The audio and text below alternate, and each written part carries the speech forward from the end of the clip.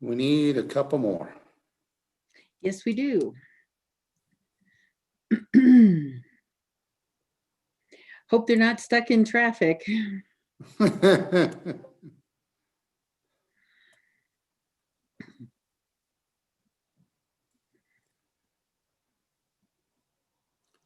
I guess it's stuck past Georgetown right now, so. Yeah.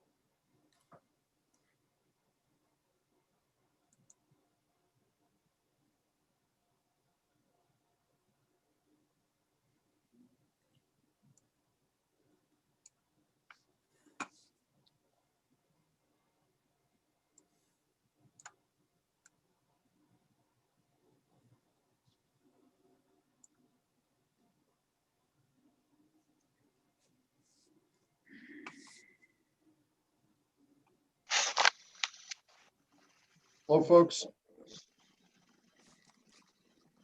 Good evening. Good evening. You should be very glad you're not on the road tonight, Jerry. You know, I just got home from being down in Denver and the dentist, and about the time I got to Mount Vernon Canyon, it started to snow. What's it like up there? Coming down? It spit some snow, but the traffic has been jammed all afternoon. Oh, really? Oh, Which yeah. direction? Both. Oh, Really? Ah, really? Kind of gridlock, eh? They're doing a really hard push to get the pavement done, Right. so that they can not have any lane closures from now through the new year. But it's been crazy yesterday and Oh, today. man. I'm sorry.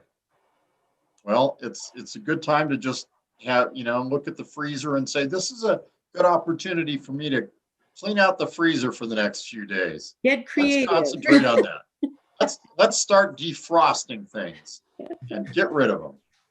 Just, Let's that's roll the my dice plan. and is it fish, fowl, or meat? If you really can't tell, even after you've thought it out, then you should throw it away. Yeah. Yeah. Okay. 1, 2, 3. Well, John, I see your head's warm.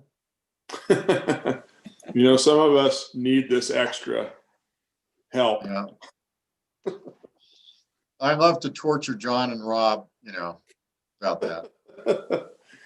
Oh, it's so nice. I don't have to go to the barber, save all that money.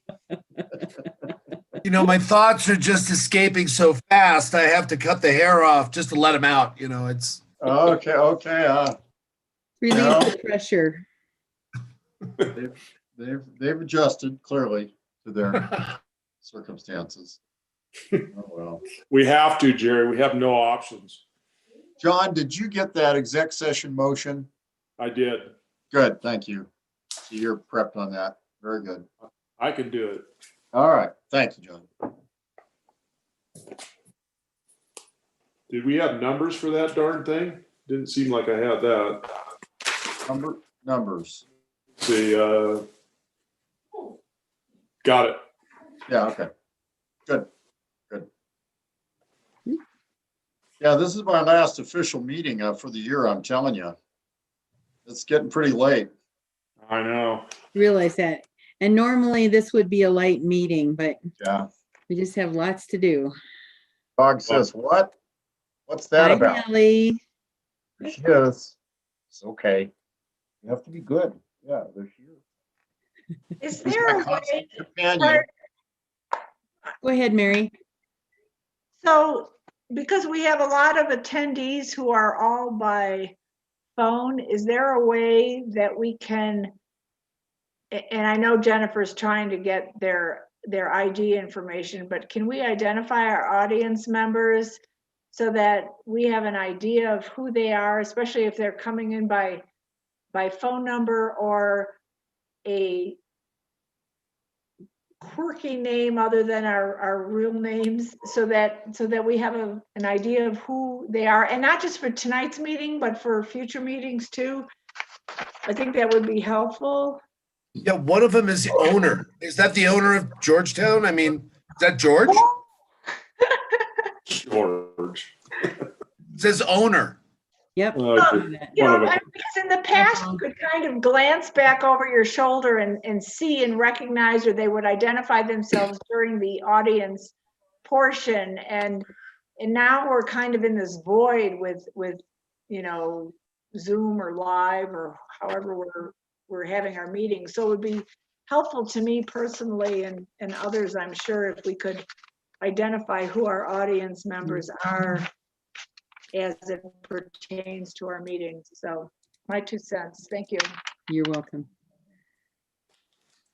We'll do our best here. Yep, no, I hear it.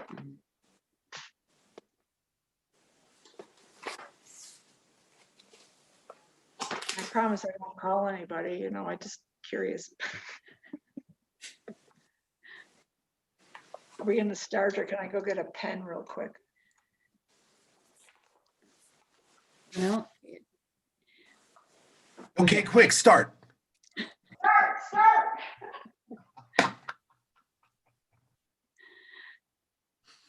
are we expecting Tim and Keith? I haven't thought- heard otherwise. But Yeah, I Okay. thought he said he was going to be in. Okay. Well, it is 6:03 by my clock, so I think we have a quorum. I think we'll go ahead and get started and hope that the other two arrive soon. It is December 22nd, 2020, and I would like to call the regular meeting of the Georgetown Board of Selectmen to order. Would everybody please stand and join me in the Pledge of Allegiance?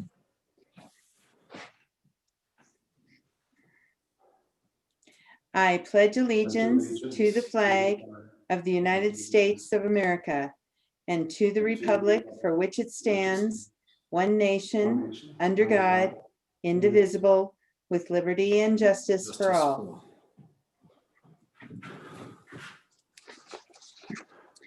Roll call. I am Lynette Kelsey, police judge. Rob Connell. Here. Keith is not here yet. John Jennings Here. and Paul Hingen Here. and Mary Smith, Here, and Tim Allen is not here yet. And agenda approval. Did anybody have anything they wanted to add or change on the agenda? I have stuff I'd like to, but I won't. Okay, I move to approve the agenda as it's written. I'll I'll second the second. motion. Nope. okay. It's been moved and seconded to approve the agenda as presented. All in favor, say aye. Aye. Aye. Any opposed? Motion passes. Audience business. Members of the audience have 5 minutes to present any matter of interest not already on the agenda. Jennifer, do we have anybody? If you want to appear and for audience business, if you just type into the chat line so that Jennifer knows she needs to promote you.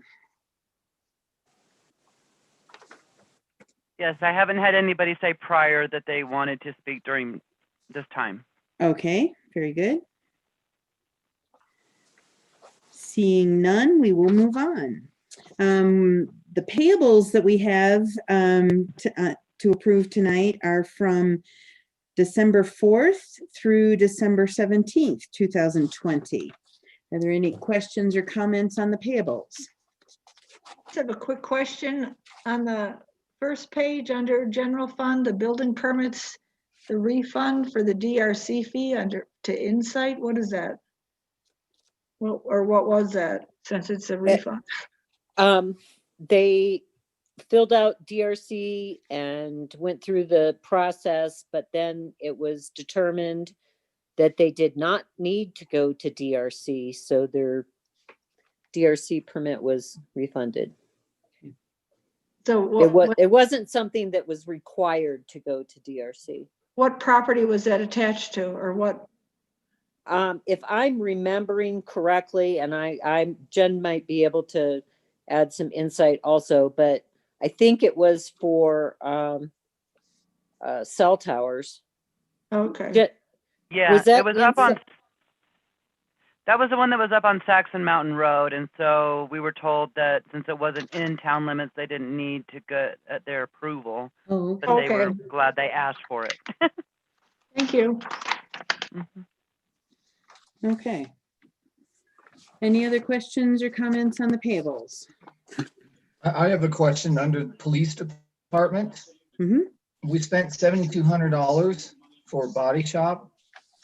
Is that because we don't have insurance on police vehicles? No, we paid that out and then Sursa reimbursed us. Oh, okay.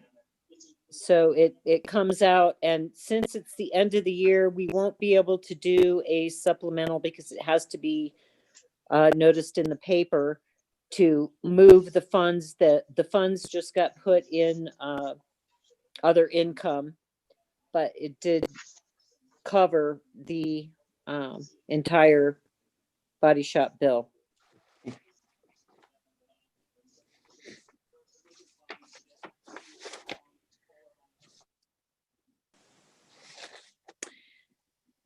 Any other questions on the payables?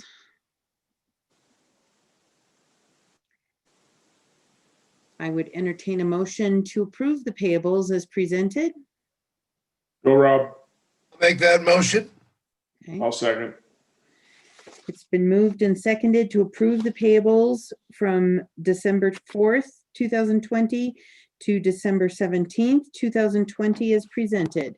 Any further discussion? All in favor, say aye.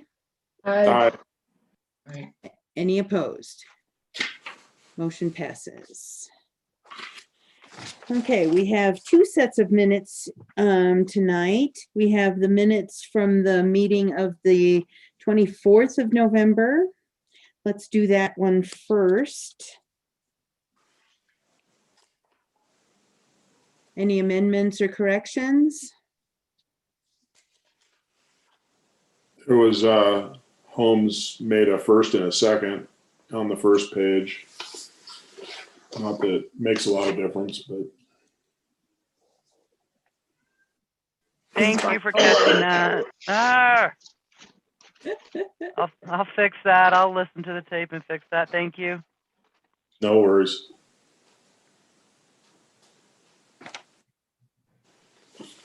Any others? I had a couple.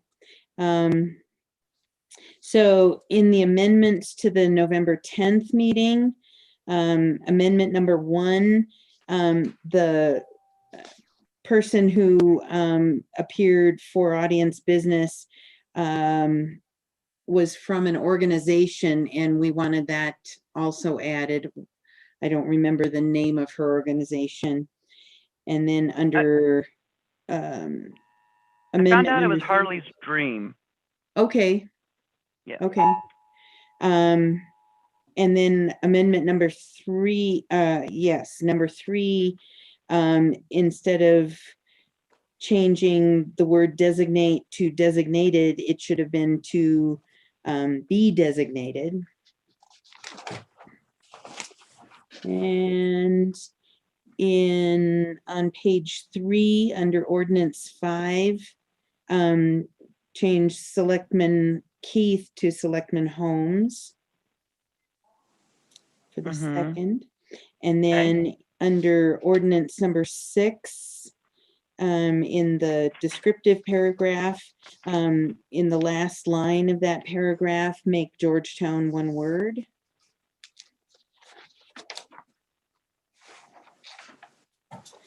And then on page 4 of those of the minutes, under the STR ordinance, towards the bottom of the page, the 2 items that were being added to the ordinance, the second one, it says parking plan, but it says change age from 14 to 18. I think it should have been occupancy. Yeah. Okay. And well, and the other one, the proximity limits, just cross off the word building at the end of that sentence. So it was 1 permit per 6 units and maximum 2 permits per building. Okay. Okay. On page, why do we have 2 pages, page 4s. Yeah, that was a under- mistake. Under staff Sorry. items, that's okay. Under staff items, under the COVID-19 emergency order update, in kind of the middle of that paragraph, he suggested waiving late fees. I think we should clarify that as water and sewer late fees. I don't think we intended any other late fees to be waived. Okay. Got So, it. okay, those are all that I had. Welcome, Keith.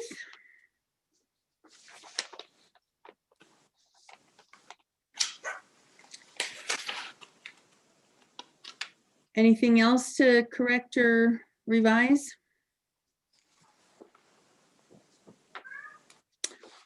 I Would think you anybody- got the one about under ordinance number 5 where I needed to change Keith to Holmes Right, on page 3. Okay. yeah, I did mention that.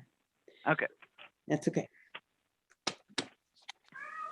So if there aren't any more, would anybody like to make a motion to approve the minutes of the November 24th meeting as corrected? I'll make that motion. I'll second. It's been moved and seconded to approve the minutes of the November 24th, 2020 meeting as corrected. Any further discussion? All in favor, say aye. Aye. Any opposed? Okay, motion passes. Then we have the minutes of the December 8th meeting.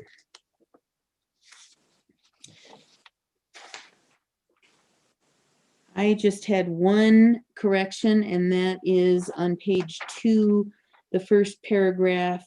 The year of the budget just has an extra 2 in it that needs to be removed. Anybody else have anything?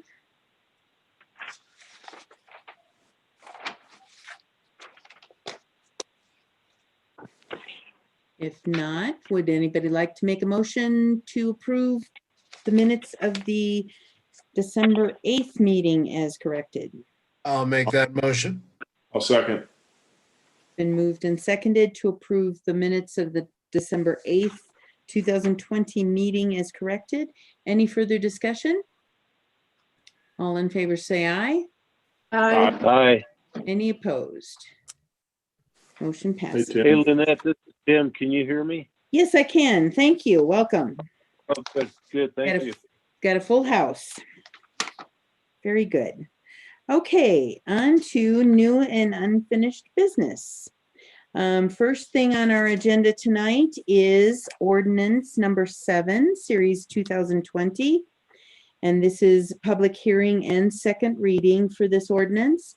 It's an ordinance amending chapter 5.28, the Georgetown Municipal Code concerning short-term rental of residential structures. And who wants to kick that off? Should I just open? Do you want to open public hearing first and then do the, okay. Yeah. So let's go ahead and open public hearing. It is 6:16 according to my clock. And I would like to just, before we start off, and before we begin hearing public comments, I would request that anybody who would like to make a public comment, please type into the chat line so that Jennifer can promote you to speak. If someone has already stated a comment that you intended to make, please let us know by reference to the earlier comment, but try not to repeat comments that have already been made. Also, as it can be extremely distracting, we will not be reading aloud any written comments on the chat line, but please know that all board members will be able to read them and they will be part of the hearing record. After going through all persons identified on the chat line as wanting to speak, I will ask for any persons who are calling in on the telephone, and we'll make sure that everyone who wants to speak will be able to. When all comments have been made and heard, the public hearing will be then closed and no further public comments will be accepted. So. I can give a short staff report, and Kent and Mary may want to add. The version of the ordinance that you see in your packet is ready now for second reading. And it reflects two things, really. The discussion had back when you had a study session on this, and I think the discussion at first reading also. In the packet are also all of the written comments we received, I think, that were in time for the packet. Are part of that packet. And you will observe that a fair number of those that came in early in December have been addressed in this, in one or another, not fully, but they were taken into account and wrapped into changes that you directed that should be made when we had first reading. And so a number of those comments, for example, the Holmes comments, not all of them have been changed, but a number of them have. So the present version in front of you is ready for second reading. It reflects both study session, first reading, and a response to some, but not all, of the comments that were received, at least up until the date you had a first reading. There are others since then, and I expect there may well be public comment tonight. But we're ready to take any additional comments from the public. And after you've done that, certainly board discussion to determine if it's this version or if there are any other corrections you want to make to the ordinance. That's all I've got. Kent? I don't have really much more to say regarding that. This is a second reading. The couple comments or a couple questions. There's a couple areas within this that, just like Jerry mentioned, were changed for the second unit, and then include that in the staff memo that was included for this.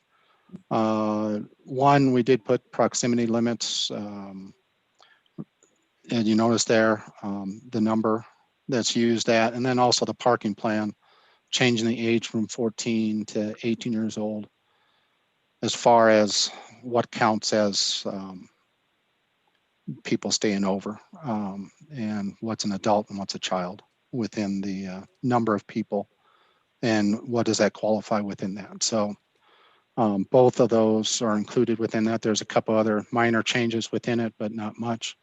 And we look forward to questions as we go through this. So. I just wanted to make a note that it's probably the occupancy, not the parking plan. Right. Yeah. Right. Okay. Right. Okay. So we are ready to take public comment. Is there anyone who would like to speak?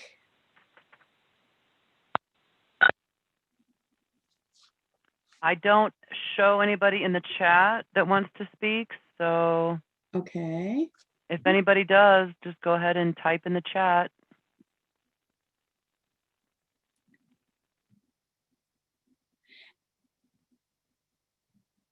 And Jennifer, how will we know if somebody that's on the phone, if any of those participants want to speak?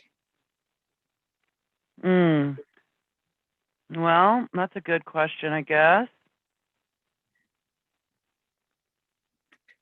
I don't Yeah. know. I guess I don't know how they would, I guess if they're on the phone and they can text us or Okay.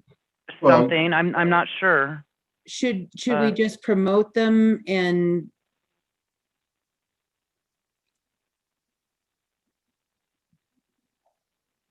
You certainly can. I mean, what I've seen other jurisdictions do, once they get through the chat and any people that have emailed or whatever in, they will open it up for people on the phone.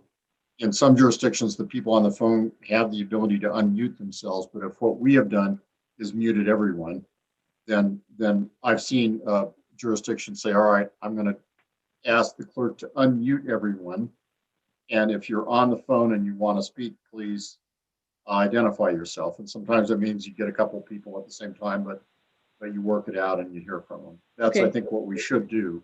I think so. Okay, just so we I'll don't do miss that. it. Great.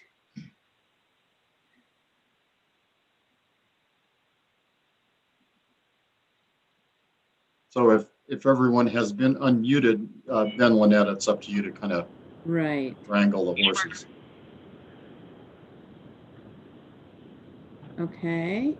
So This is is there Pete- anybody this is who's Peter on? O'Neill. I'm sorry. This is Peter O'Neill. Okay.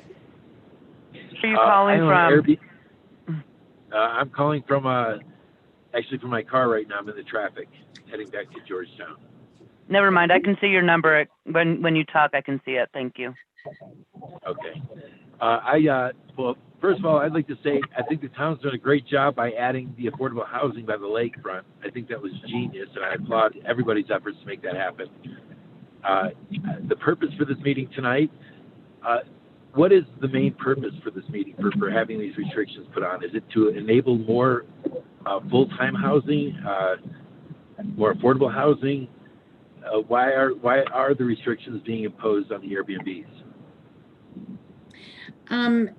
Well, the program has been running for 4 years now, and after that kind of track record, there have been some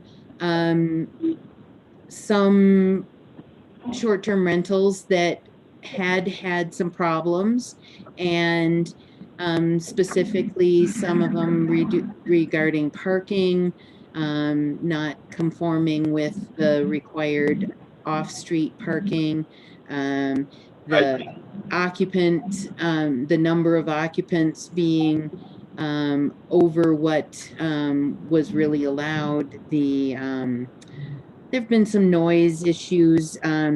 In Ward 1 in particular, there are quite a few that are kind of clustered together, and that it has given the impression that it's not really the same feeling of neighborhood anymore.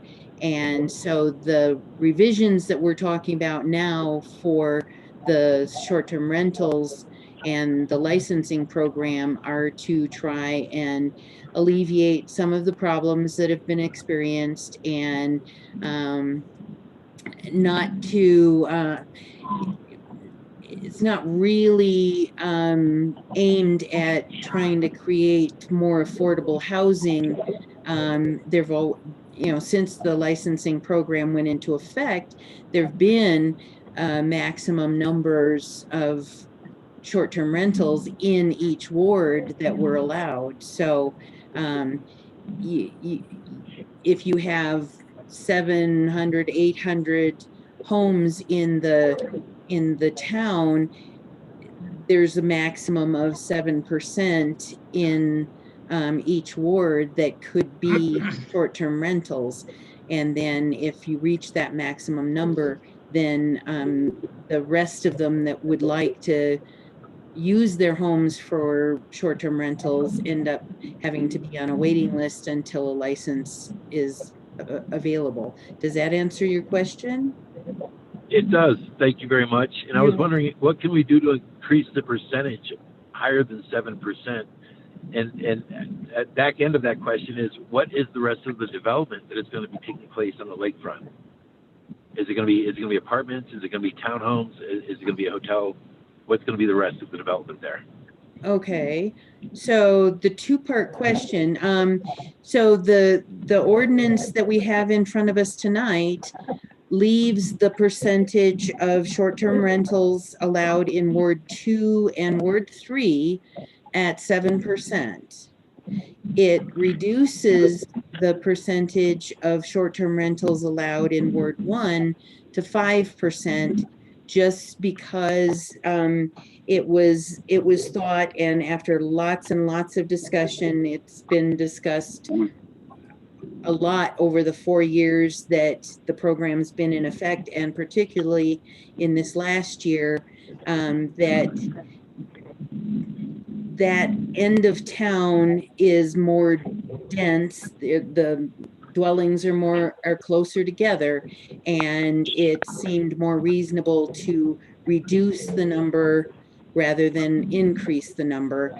In the rest of the other two wards, the 7%, we didn't have anybody objecting to leaving it the way it was. It seemed to be working just fine. As far as more affordable housing, the rest of the Bighorn Crossing development is going to be you've got the 3 apartment buildings that are either at completion or going up and should be completed soon. And then the rest of the development, aside from the hotel and the brewery, are going to be groups of townhomes. And those are actually not included in the numbers that we're addressing tonight for short-term rentals. They are like a separate entity. So does that answer your question? It does. Thank you very much. And I'd You're also, speaking as an Airbnb owner in town, I would like to let the town council know that I am, and I'm sure many other Airbnb owners are willing to work with the town council and with the town for any challenges and complaints that come across. Okay. And I don't know if there's a outreach program or if you need anything, but I'm always available if you ever want to talk about anything like that. Okay, thank you. That's appreciated. Thank you very much. You're welcome. Anyone else?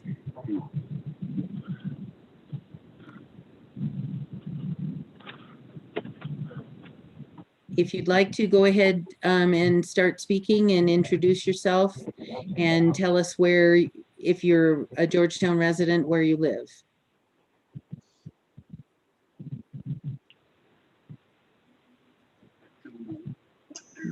This is Craig Abrahamson. Can you hear me? Yes, thank you. Hi, good evening. Craig Abrahamson, 815 Main Street. To be honest, I've had a bit of an issue with the imposition of the level of restrictions we've got on short-term rentals since its inception. And I think reading through the most recent, the restrictions, the percentage in Ward 1 may not matter because the restrictions with regard to on any particular street or block will probably preclude ever reaching your 5% number. I haven't done the math, but quickly it looks in terms of density to be very difficult for, it would take a perfect storm and a perfect mathematical distribution of your short-term rentals given that proximity limit in order to actually have that happen. I agree with some numerical limits on short-term rentals in town. However, I can tell you anecdotally that the observations I've made and my family's made before and after the imposition of the initial limits was dramatic in terms of the number of visitors that were frequenting local businesses, particularly restaurants. And I think further limitations are probably not in the economic best interest of the community long term. So that's all I have to say. Thanks. Thank you, Craig.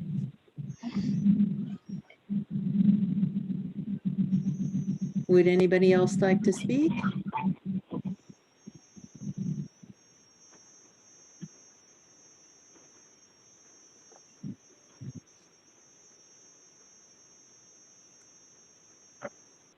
All right.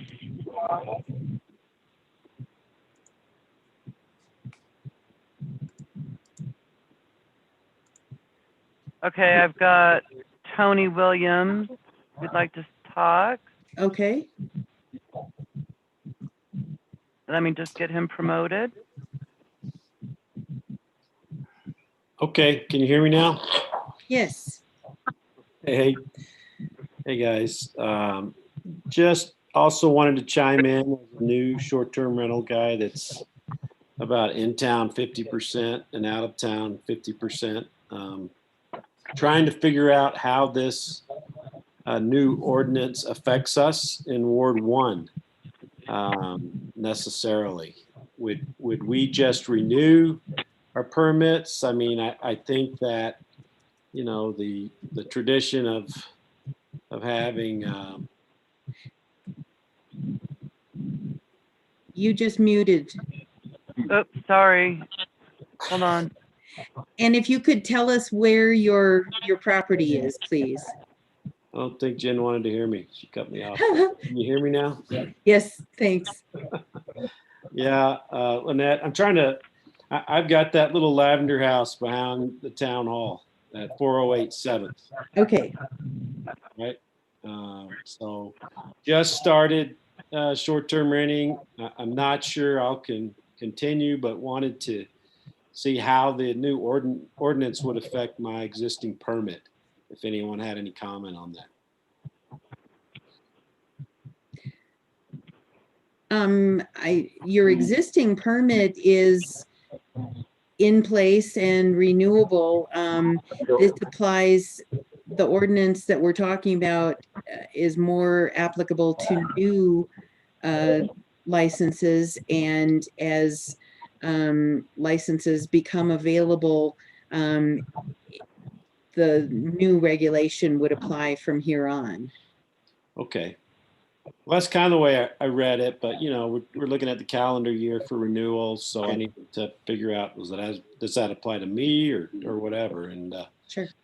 You know, and to kind of follow up on Craig's comment, I think that, and of course my family's been there forever, and so I always send people when they come to my little place over to see Coraloo and make sure they spend money there and other places. So I think we've had pretty good success with that so far. But at the same time, 100% agreement with the management and limiting the amount of permits. So just wanted to chime in and let you know how it's been going for me the last few months, and happy to see you guys looking at this and kind of shoring it up. And like the other caller said, also happy to help if you need it.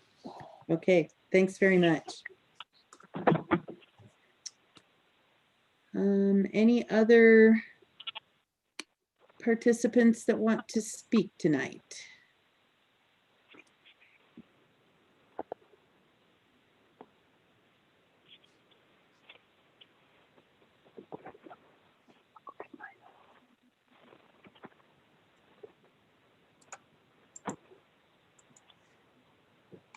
Jen, are you seeing anybody?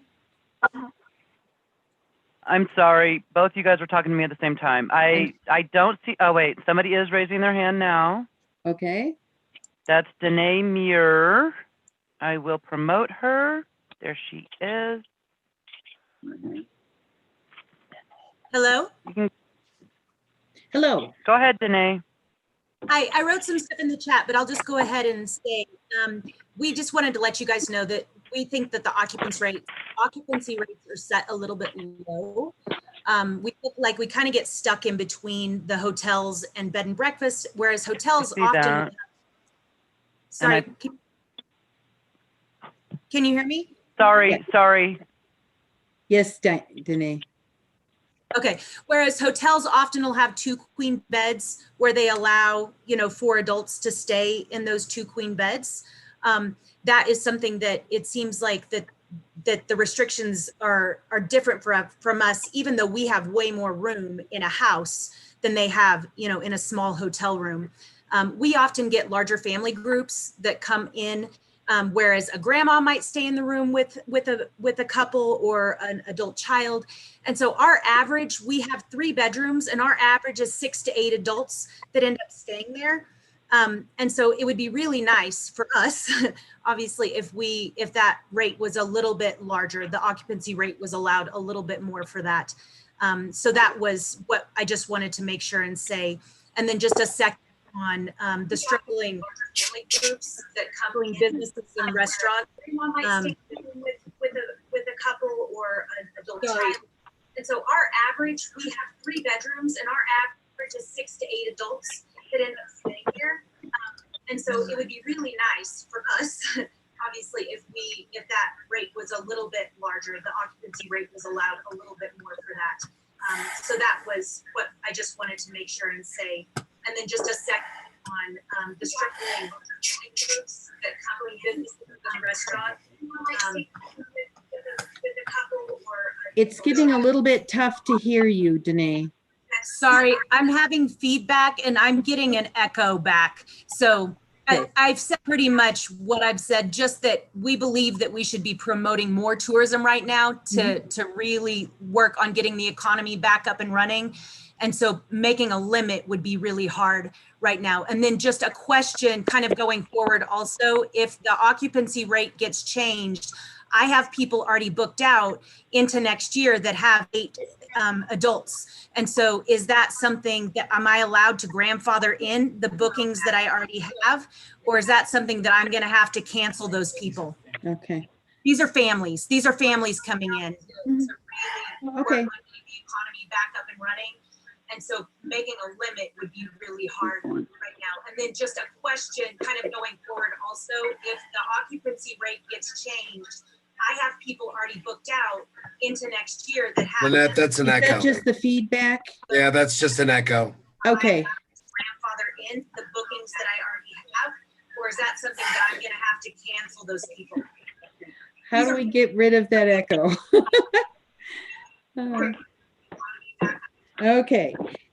Danae, did you have anything else you wanted to ask?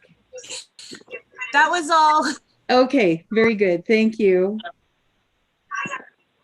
Anyone else? Lynette, that's an echo. Yeah. We have Gary Wilkins who'd like to talk. Okay. Or is that something that I'm going to have to if, okay. Go ahead, Gary. It takes just a second to do things, people. Hi there, can you hear me? Yes, I can. I'm still getting a little feedback here from the previous caller, I think. Uh-huh. Are you still getting anything from them? Good bit. We all are, Gary. Yeah. Okay, You'll have to I'll, forge I'll, ahead. I'll wait.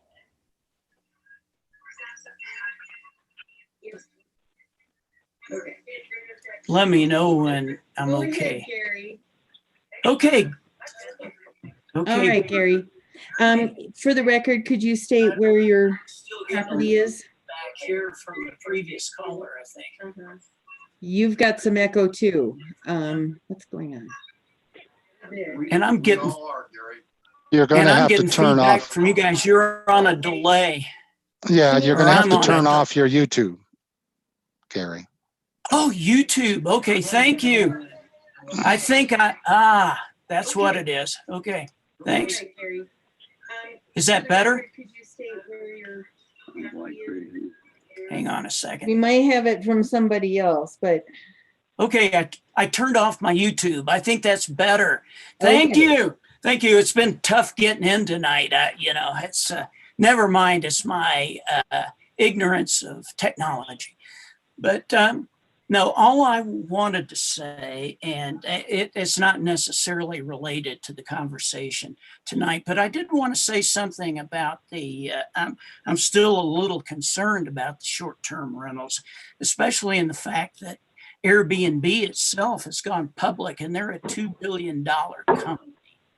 And are we able, and this is probably a question for Jerry, if you guys answer questions during this session, but there's such a big corporation and a publicly traded one now. Are we in a position, if we needed to, could we fight these guys if they wanted to come in and use their corporate power to defend anybody? And I'm not questioning or complaining about Airbnb or short-term rentals in particular, but I do worry about are they going to be so big at some point that we can't really exercise the authority as a town? What is that a possibility in the future? And I see somebody shaking their head. Good, I'll take your word on that. But I tell you what, I'm a little nervous about, things getting to be too big and us being such a small town. And my main point tonight was just going to be, I'm concerned about our future, period. That here in Georgetown, one of our big attractions is our natural area. And I've seen what's happened over the summer. We've been kind of overwhelmed. And is there anything, and I know we have a plan that was done 5 to 10 years ago about, it's a 10-year plan, 20-year plan, what have you. But the growth has exploded so much. The cost of living's gotten so high.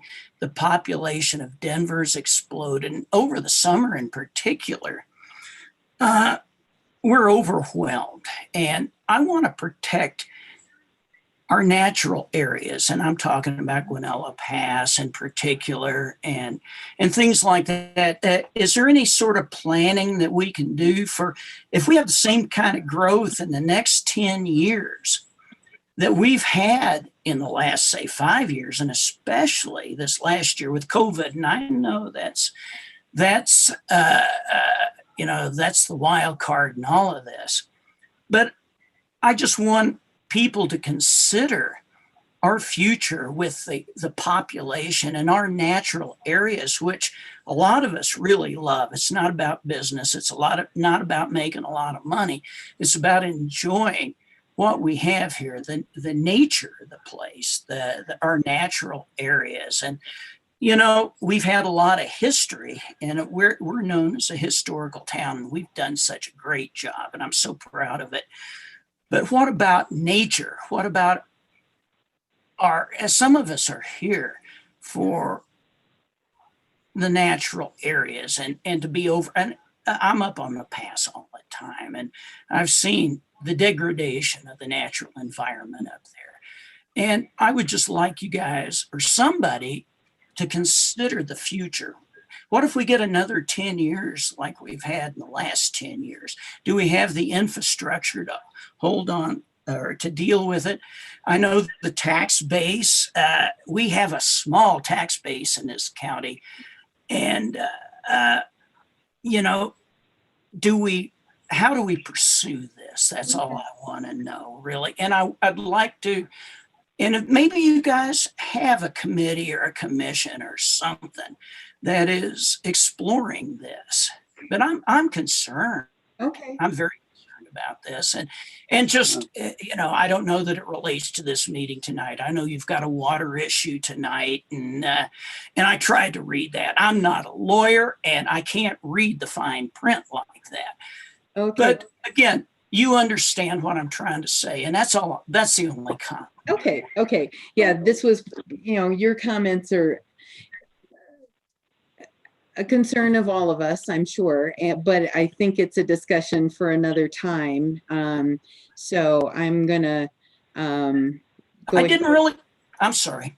It's okay. What we're doing right now is a public hearing for this ordinance. So I'd kind of like to stay focused on that, and then we'll get back to your concerns probably at a future meeting. I think it would be best to have further discussion on those. Okay? That's fine. I totally understand. I thought it was a public forum here, so I didn't know we were talking about anything specifically. It is a specific ordinance on short-term rentals. Yeah. Oh, okay. I didn't understand that. I thought it was a Board of Selectmen meeting.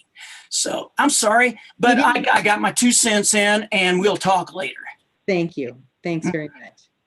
Okay. Anyone else for public comment on ordinance number 7? Okay.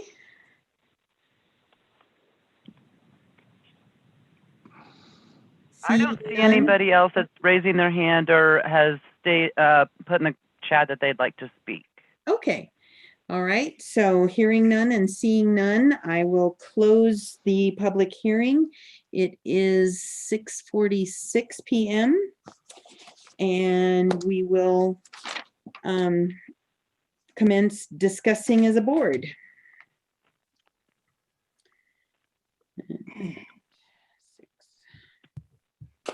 Manette, I know that Kent Brown has the little spreadsheet grid that was developed to assist the board earlier. I don't know if it would be helpful for the board to have that available to screen share or not. Is there anybody on the board that would like to see that again? Or are we still pretty clear on what our changes were and why we were doing them? So, okay. I'm pretty clear with what we're doing. Okay.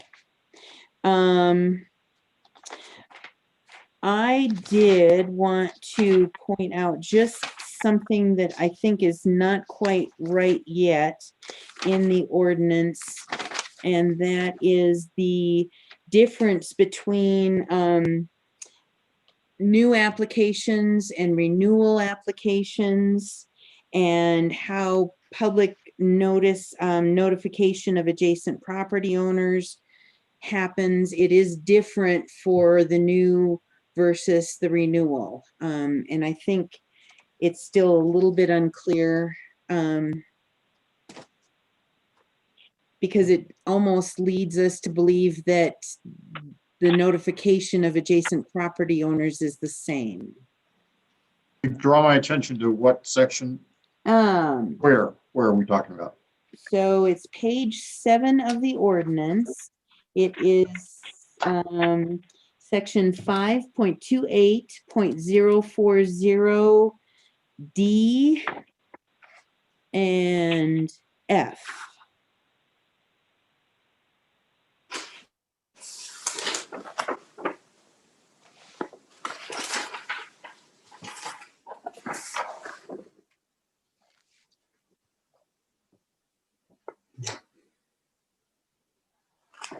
4-0 B and F. D is in dog. Oh, D. Okay, all right.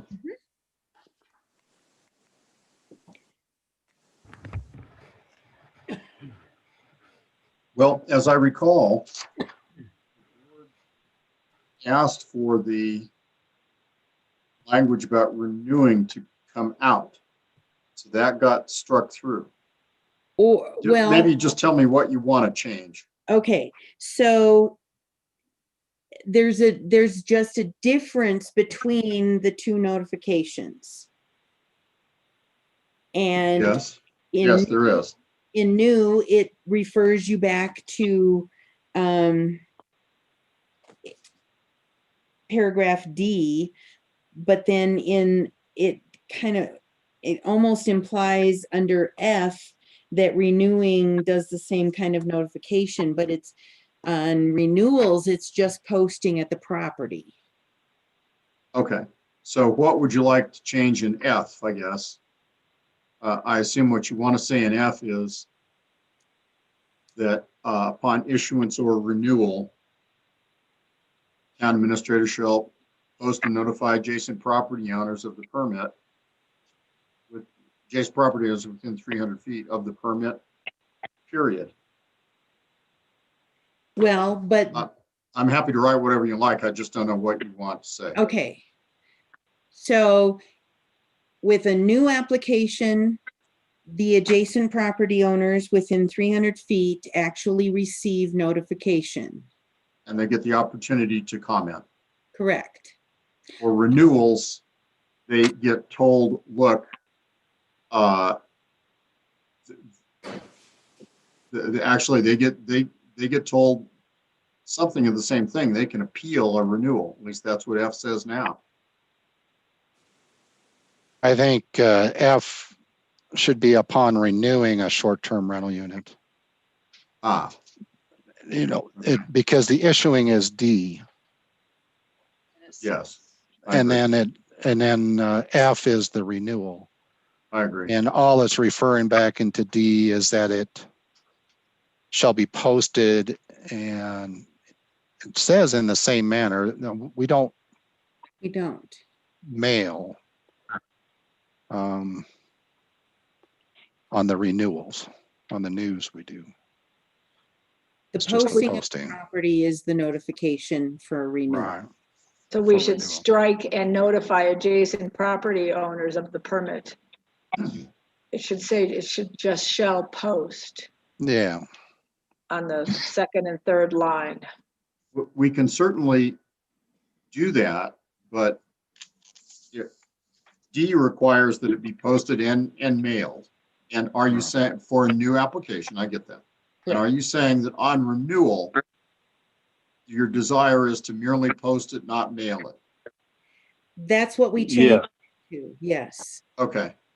Although, are we still okay, or we still agree that on renewal, if I'm an adjacent property owner, I can still file an appeal of that renewal? Yes. Okay, fine. I've got it. Yes. All right, I can make that happen. Okay.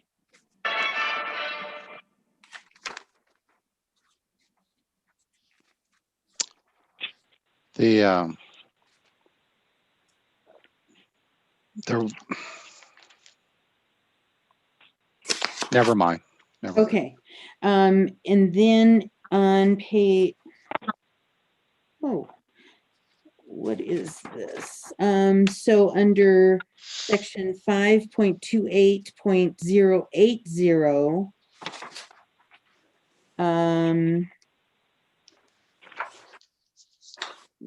section D2, we've got parking sparse, and it should be space. And in 1, it's no on-street parking.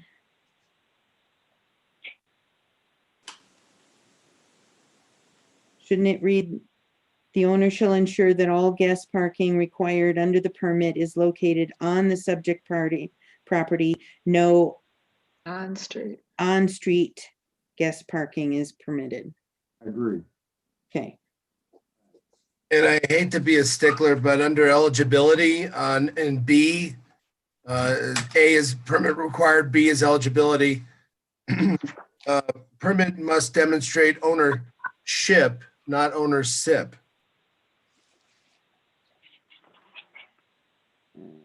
I'm impressed, Doesn't Rob. check when it's all caps, oddly enough. Yep, that's hard to catch. Problem, yeah. Okay. Unless that's slang, and I don't know. I mean, I just don't. What other things? For you, Rob? I'm impressed, Rob. I'm impressed that you saw that. Other things? Okay. I guess I wanted to just address some of the concerns that were brought up in public comment. I can see some of the occupancy arguments for more. However, in my view, a house, a home, a dwelling is not a hotel. And yes, when, if it's being used by a family and more family comes to stay, yes, you have more occupants for that home than is typical, but that's not happening on a very regular basis. As opposed to, homes are not hotels. They're not really intended to be. That's part of why the short-term rental ordinance got put in place, was because these are residential neighborhoods and we'd like them to stay close to that, not get too far away. And as soon as you start having, most homes don't have more than a couple of people per bedroom on a regular basis. And having the same kind of occupancy that you would have in a double room in a hotel, to me they're not equal. I just don't see, I don't see a really compelling reason to try and make them equal. I think it's best for the neighborhoods to have it be used more like a home. As far as the question of whether she needs to change her bookings, I guess I'm not clear on how, if they're bookings that already have been made. I think it would be a hardship to try and change those bookings, but I think going forward, any future bookings should conform to the new regulations and new occupancy limits.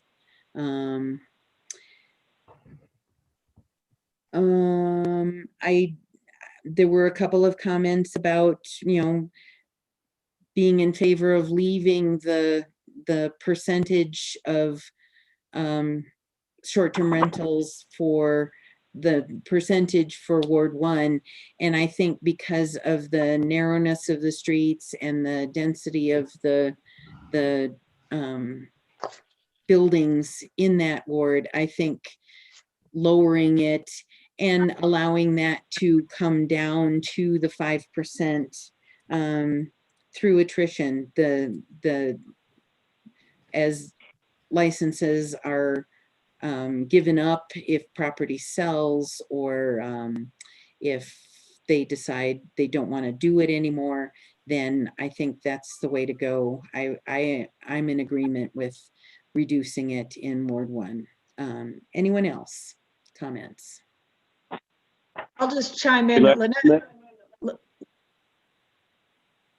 go ahead. Tim can go. Go ahead. I just wanted to say that I agree with what you're saying, except where you're talking about the occupancy and allowing that property owner to have the amount of people that they've already reserved for is fine, except I just want to make sure that the rest of the ordinance still applies. The only leniency they get is the number of occupancy. So they still have to comply with parking and you know, those type of things that are still in this ordinance. Okay. Thanks, Tim. Mary? Lynette, I agree with you as far as restricting the occupancy. We need to protect our communities, our neighborhood communities. That's why we have the comprehensive plan, the Airbnbs, the VRBOs, the short-term rentals, whatever you want to refer them to as. They are a business operating in our neighborhoods, and we're trying to find that balance. I also want to recognize the hardship that, or the burden that it would put on our town staff to juggle whether or not someone booked under 2019's rules or 2020's rules that were changing here, and perhaps put, you know, a first quarter date on the occupancy. You know, we're not pulling back anyone's license in Ward 1 as an example. If they're already licensed and have been, we're grandfathering them in. But I think the occupancy has a little bit more flexibility in what we can look at to change that. I wouldn't like to see a short-term rental exist for the next 5 or 10 years in any of the neighborhoods under our old occupancy rules compared to what we're trying to maintain. Our homes were built as residential homes. It's usually typical that it's 2 adults and it's kids growing up, and maybe we have an adult that continues to live here because at 18 they don't leave the nest, kind of thing.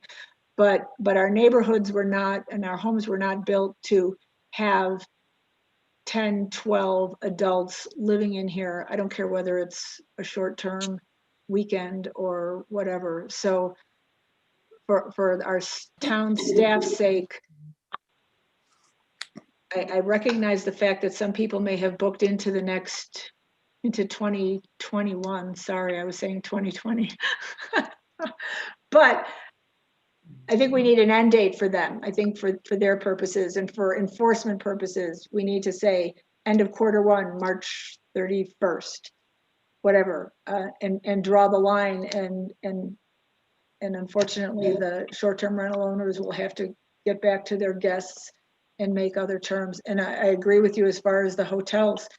You know, 4 adults and 2 queen-size beds in a hotel in a business zoned area is far different than that same amount of people in a residential for an extended stay of 1, 2 weeks, 3 weeks, whatever. So that's all I got. Okay, thanks, Mary. Anyone else? I agree with that discussion. I think that's well stated. And I think that the percentage for Ward 1, I mean, we really worked at this to come up with something that works for that historic district. And it's unique. It has a lot of different issues going on that the other wards don't have. So I'm pretty fine with the percentage we came up with. Okay. Thanks, John. Good with it also. Thank you, Keith. Any comments from Paul or Rob? Okay. I agree with what you said, Lynette, and Mary followed up with, you know, these are residential neighborhoods. It's not a commercial area designed to accommodate hotels. And so the occupancy makes sense to me. We need to protect our neighborhoods, our neighbors. And I also agree, like what John said, that it seems like Ward 1 was a little bit busy at 7%, and I think 5% can help alleviate that. That's my 2 cents. How do you feel about allowing bookings that have been made through the first quarter of 2021 to comply with the old ordinance versus, does it make a difference with staff? I would imagine it does make it easier. And is there any issue with allowing that and actually writing it into the ordinance? I agree we should grandfather those reservations in. Let's not make it harder for everybody. But like Mary said, let's put an end date there. You know, we've got to put a line in the sand so it doesn't happen after this point. Okay. Lynette, Yes. we do have a place to do that, and I've been making notes as you've been talking. So when you get ready for action item, I've got an amendment that I think we can, that gives you the ability to do that. What we'll do is tinker with the last section on implementation and kind of describe that. And I've got language for it. The policy question for you will be, how far into 2021 do you allow that the occupancy, old occupancy to last? Everything else, I think, can become effective upon adoption of the ordinance. But when you're ready for that, I can read you the motion. You can decide what date you want to put in for that specific grandfather. Okay. I'm good with the end of the first quarter. I agree. You can see in our comments that her advanced reservations are for next summer. Is it possible to give staff a list of those reservations and dates and get that grandfathered in, even though it's past the first quarter? But then we're asking our town staff to be the receptionist at a hotel and to be able to check in all those dates. And we've already talked about how intensive this ordinance is on our town staff to maintain this and to enforce this. And I see the message also. We might be talking one or two people, and I'm sorry, we have to draw whoever made the reference, we have to draw the line in the sand, because otherwise there's this constant juggle and we're going to be going into eternity with this. Our short-term rental owners knew that we were reviewing this policy and knew that we were looking at a reduced occupancy. And I think the burden falls on some of these business owners to recognize the fact that our local laws are changing. And, we're not changing them as of December 31st or January 31st. We are giving them a couple of month grace period, and then it's done. And I have just one thing to say, if I can, you guys, because we've told people ever since the beginning that the occupancy is 2 people per bedroom, which coincides with the parking plan of 2 people for 1 parking spot. So I don't see that we've changed anything. All we did was put it in writing. So I just wanted to throw that out there. We haven't changed anything. I mean, I don't understand, Yeah. So What are you comfortable with, Jennifer? What am I comfortable with as far as her cutoff question about date. Well, I Yeah. feel like it's that we haven't changed the occupancy limit. We haven't decreased it. We haven't increased it. We've kept it the same. All we did was put it in writing that it's 2 people per bedroom. Before this, all this time up until now, we verbally have told people this, and that the parking had to coincide with it. So I don't feel that we should have to do anything, I guess. It's been the same. okay. I think that since we didn't have it in writing, we should allow a grace period. And I agree with what Mary said. I think we need to stop it at a given point, like after the first quarter, stop it, shut it off, and let the property owners deal with any reservations they made beyond that point. I'd be all right with that. I think allowing it to extend to reservations that are for the first quarter is actually pretty lenient, particularly since we've been talking about this since last summer, and the work session was in September, and first reading was over a month ago.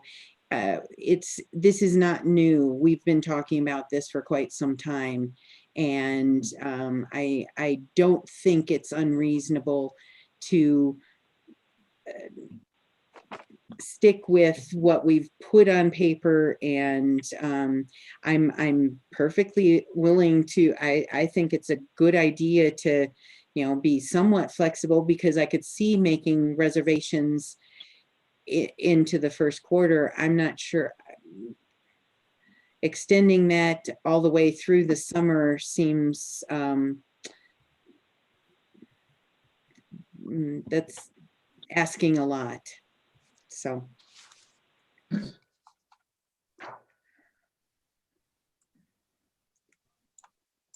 So we should state that we want the cutoff date to be the end of the first quarter. Yep. For Jerry. Yep. What I'm hearing is March 31st, 2021.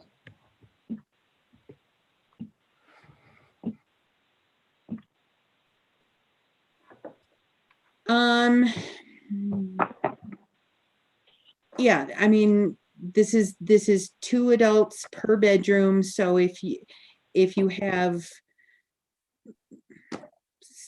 a group that's more than 6 adults,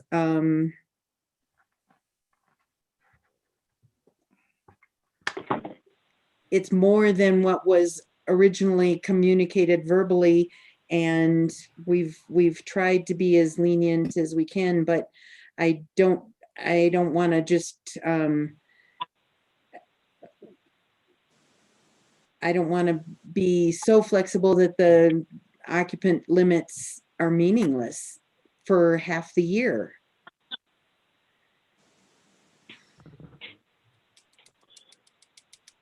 Yeah, I see your point. I agree with that too.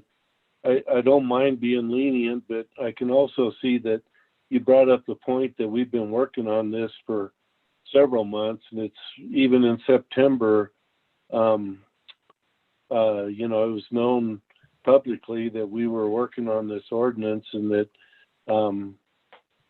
we were going to set this down as an ordinance. And like Jennifer said, they've all been told to. So I guess I don't know. I'm good either way, I guess. Leniency to the end of the first quarter, or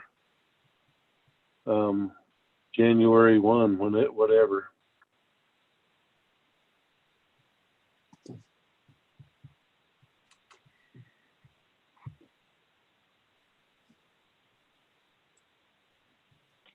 Like I previously stated, I'm personally fine with the first quarter, the end of the first quarter. I think it's reasonable that most people would be making reservations for a month or 2 in advance. COVID or non-COVID aside, I realize some people are saying that they're trying to help us with business and tourism. I appreciate that. This isn't going to last forever. God, we hope not. But our town needs to maintain the integrity in the neighborhood that we have, and that everyone wants to come to and enjoy. So.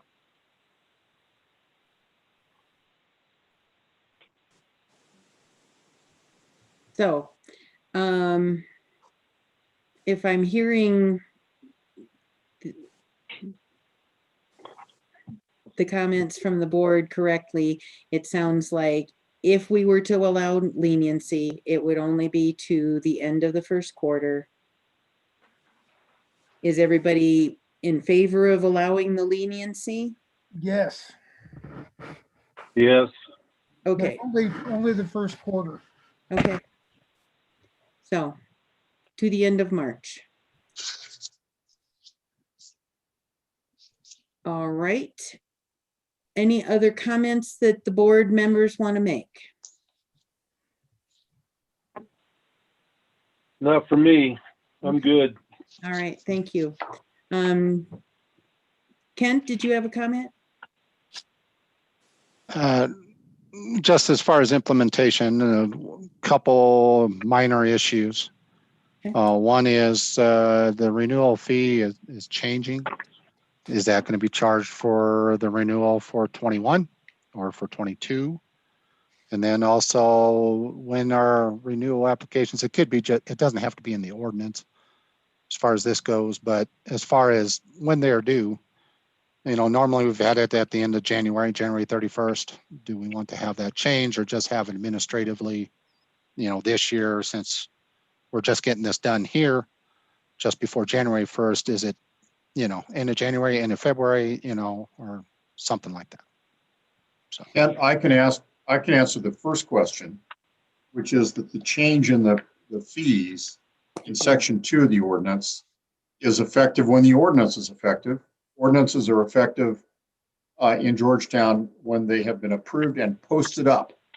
And Keith Holmes will appreciate that they get posted up, and they'll be posted up tomorrow. So the effective date of this ordinance, if you approve it tonight, and if Jennifer's able to post it tomorrow, it'll be December 23rd.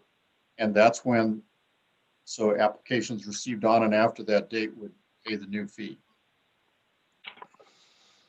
Unless the board, you know, delayed that as you're delaying to the end of the quarter for the other, but typically there's no reason to do that. Well, I just had the question because people have been asking how to renew, and I said, we just got to wait until after tonight. So I haven't, so I just wanted to make sure. Sure. Yeah, I think it's the board's intent to have the changed renewal fee apply to all of the renewals that are done for 2021. Is that what I'm understanding? Yes. Okay. Yeah.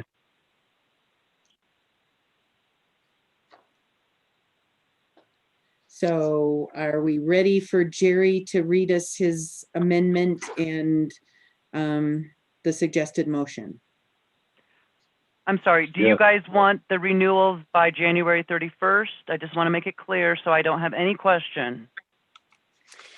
I guess I was hoping to kind of address that with one of our later items this evening, which is renewal of business. Maybe they don't go together hand in hand. I was just looking at that because I was thinking the same thing, and they don't really. Those are business licenses, and this is a permit. Correct. Okay.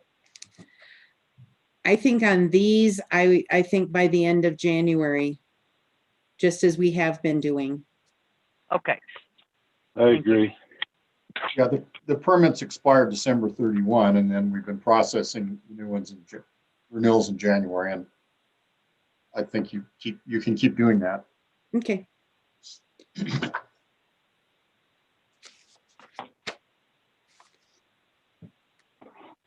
All right, I think we're ready for your amendment in motion. Okay.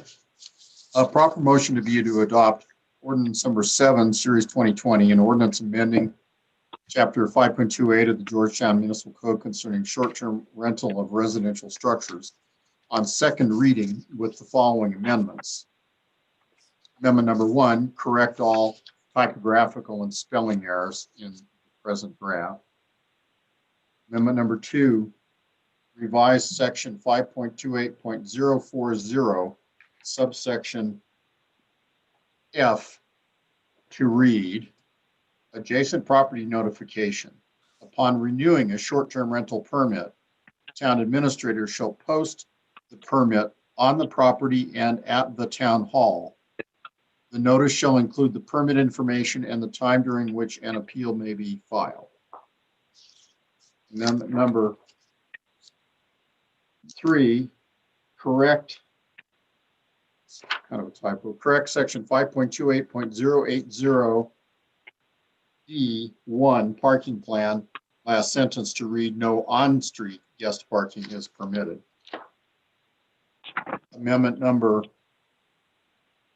4, revise section 5.28.100 implementation to read in its entirety as follows. This chapter 5.28 was adopted and effective on January 31, 2017. Period. Amendments to this chapter 5.28 made by ordinance number 7, series 2020 are effective on December 23, 2020, with the exception, and shall apply to all short-term rentals as of that date, provided, however, the occupancy limits of new subsection 5.28.080F shall take effect on March 31st, 2021.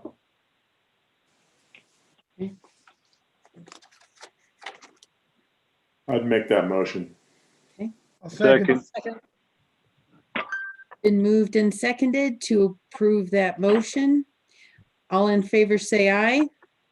Aye. Any opposed? Motion passes. Thanks very much. Thank you, everybody who made comments. It's very much appreciated. Okay, on to, we have resolution number 13, series 2020. A resolution of the Board of Selectmen for the town of Georgetown, Colorado, extending the date for filing of business license renewal applications. This is one of 4 resolutions that we wanted to bring forward to try and give businesses some relief on the fees that tend to come due right at the first of the year and might be particularly challenging because of reduced occupancy of their business or closure of the restaurant to indoor dining, etc. So this is the first of the 4. And it was to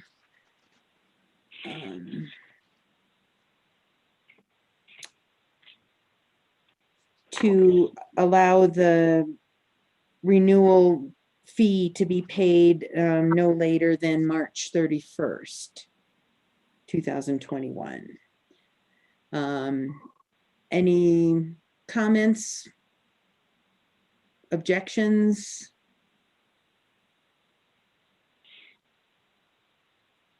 I see this ordinance specifies retail business. And I guess I just would like clarification, as we have just addressed in this past conversation with the short-term rentals, and it was brought up under permit versus whatever. I wonder if we should say retail and restaurant. I personally would not look at a restaurant as being in the retail business as opposed to the food and beverage business. But I don't want to get so buried in semantics that I'm dragging this down either. It's retail. They charge sales tax on food and beverage. I mean, it's a retail business, no different than a gift shop. So then are we talking our hotels and short-term rentals and in our B&Bs as a retail business? Yeah. It's selling a service. Okay, I just want clarification of that because we just identified January 31st as being a licensing time, and I realize that's for the ordinance, but then this would apply also to. So basically, it doesn't eliminate any business license. No, I think that's what it's called. What I should probably clarify. I will tell you this, when I wrote this resolution per your direction from the last meeting, you'll notice the whereases, which sort of tells the story. But seriously, they tell the story, and they generally rely on the impact of COVID on retail businesses. But you'll notice the operative section, which is the important section 1, at the moment just says all business licenses. So I do think the board, the real focus for the board's discussion probably needs to be, are we going to extend the deadline for all business licenses of whatever kind to March 31? And you've got a basis to do that because businesses rely on each other, even if you're not in retail. Without getting into the details, we live in interdependent commercial environment, and it's perfectly acceptable for the board to say, we're not going to distinguish between retail, brick and mortar businesses and others. Everybody's hurting. Let's move it to March 31st. So that's what it says now, and that's maybe the most simple. That way you don't have to worry about whether it's a short-term rental, a restaurant, a liquor store, or a gift shop. It's everybody. And if that's the will of the board, then you're good with how it's written. If you do want to limit and have some people come in right away as usual, then we would need to change section 1. But if not, we're good to go. I think there's a difference of what we were talking about with the short-term rental ordinance was the permit renewal being at January 31st, not the license renewal. That's exactly right. You can not pass this resolution here, and short-term rentals still have till March 31 on that on the occupancy that we talked about, but they have to still renew their permits during January. But that's a permit. That's not a business license. So that's exactly right. Okay. I'm fine with this. Okay, I think rather than starting to split hairs and try and figure out what businesses might need to be signaled out to pay as they would have, and others let the payment be deferred to the end of the first quarter, I think it's more fair, it's more equitable to just let everybody defer their payment to the end of the first quarter if they need to. They can always pay early if they wish, if they're in a position to do so. And I think it's a simpler ordinance. It doesn't get too complicated and convoluted. Should we have Mary weigh in on this? Mary Sims? Yep. Since she's the treasurer. Well, deferring the payment is not going to have a large impact. So I think, why not make it for everybody to defer until the end of March? I Okay. don't see where it's a problem. All right. Okay, I believe there is a suggested motion. This is ordinance number 13. Resolution number Resolution. 13. Oh, yeah, I'm sorry. I'm stuck on ordinances. Thanks. Oh, Mayor. I'll make the motion to approve resolution number 13, series 2020, a resolution of the Board of Selectmen for the town of Georgetown, Colorado, extending the date for filing of business license renewal applications. Second. It's been moved and seconded to approve resolution number 13, series 2020 as presented. Any further discussion? All in favor say aye. Aye. Aye. Any Aye. opposed? Aye, aye, aye. Motion passes. Oh, So boy. resolution number 14, series 2020, a resolution of the Board of Selectmen for the town of Georgetown, Colorado, waiving certain late fees for water and sewer utilities. We talked about this actually back in November because especially towards the end of November, the restaurants were required to close for indoor dining. And so our thought was to go ahead and waive the late fees. And this just solidifies what our discussion had been. So isn't it for November and December. November and December? Okay. Any comments or questions? Any changes? What anybody wants to propose?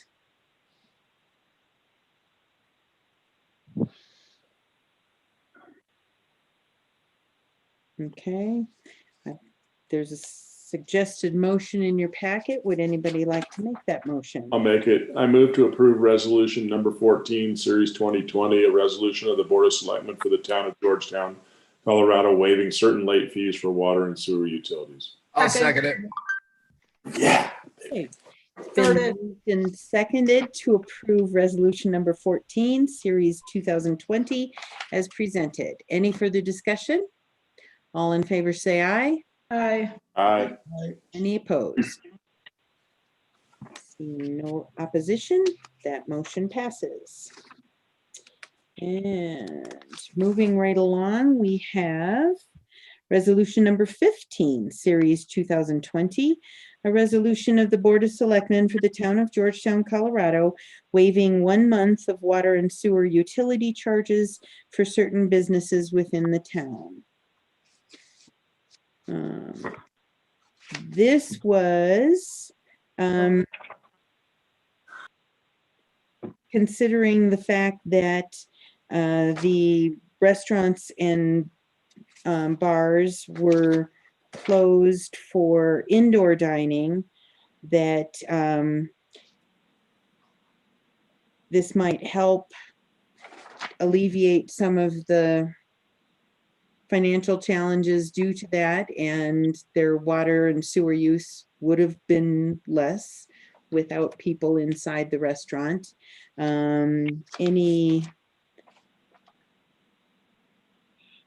Any suggestions for any changes, or? I have a couple comments. Yes. If I could. I think somewhere in there that the amount that is going to be waived for these restaurants and bars is based on their base rate EQR, and prorated, not prorated, but adjusted for multi-use buildings. Like if they have apartments upstairs, they should only get the amount waived that is assessed for the restaurant or bar itself. And just doing it on the base rate EQR will, most of them, I mean, I went through today and got just a count of how much money we're talking, but there are some businesses that actually use 3 times their EQR amount, even in these slower months, because of the nature of their business. So it should just be based on the base EQR rate for that restaurant or bar. So does that mean that if they used in excess of the base amount, they would still pay that? They would, I'm going to have to go in and manually credit each of these accounts. And I don't know, there's maybe a dozen. But I would only be giving the credit for the base EQR amount. Okay. Yeah, I think that the language of the resolution is broad enough to allow that. And in terms of its implementation, I think that's something that staff can do without the resolution having to get to that level of detail. Well, but where it says under section 1, whatever the bill was for December 2020, and there's some that are going to far exceed what their base EQR rate is. And my point is that the resolution doesn't talk about the base EQR rate at all. It just says charges. So whatever it is that the town would otherwise be charging that bar or restaurant for water and sewer for that month. But if they go over their allotted amount of water, there's surcharges. Yeah. And so I'm just saying it should be for the base rate, not the base rate plus their surcharges. Not all water and sewer utility charges. I agree. The spirit of this was to recognize the fact that they weren't operating under normal volume. And we were trying to give them relief for providing for a 100-seat restaurant, for example, when they were only had 15 because they were sitting outside if they were lucky. I don't know, I'm making that up. And so if they exceeded their use, and I'd be curious as to why, and it might not be appropriate to discuss here. Exactly, but I But can.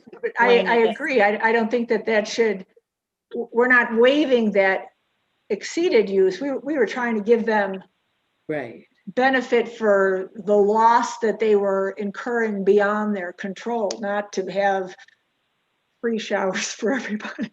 Thank you for explaining what I was trying to. Sorry.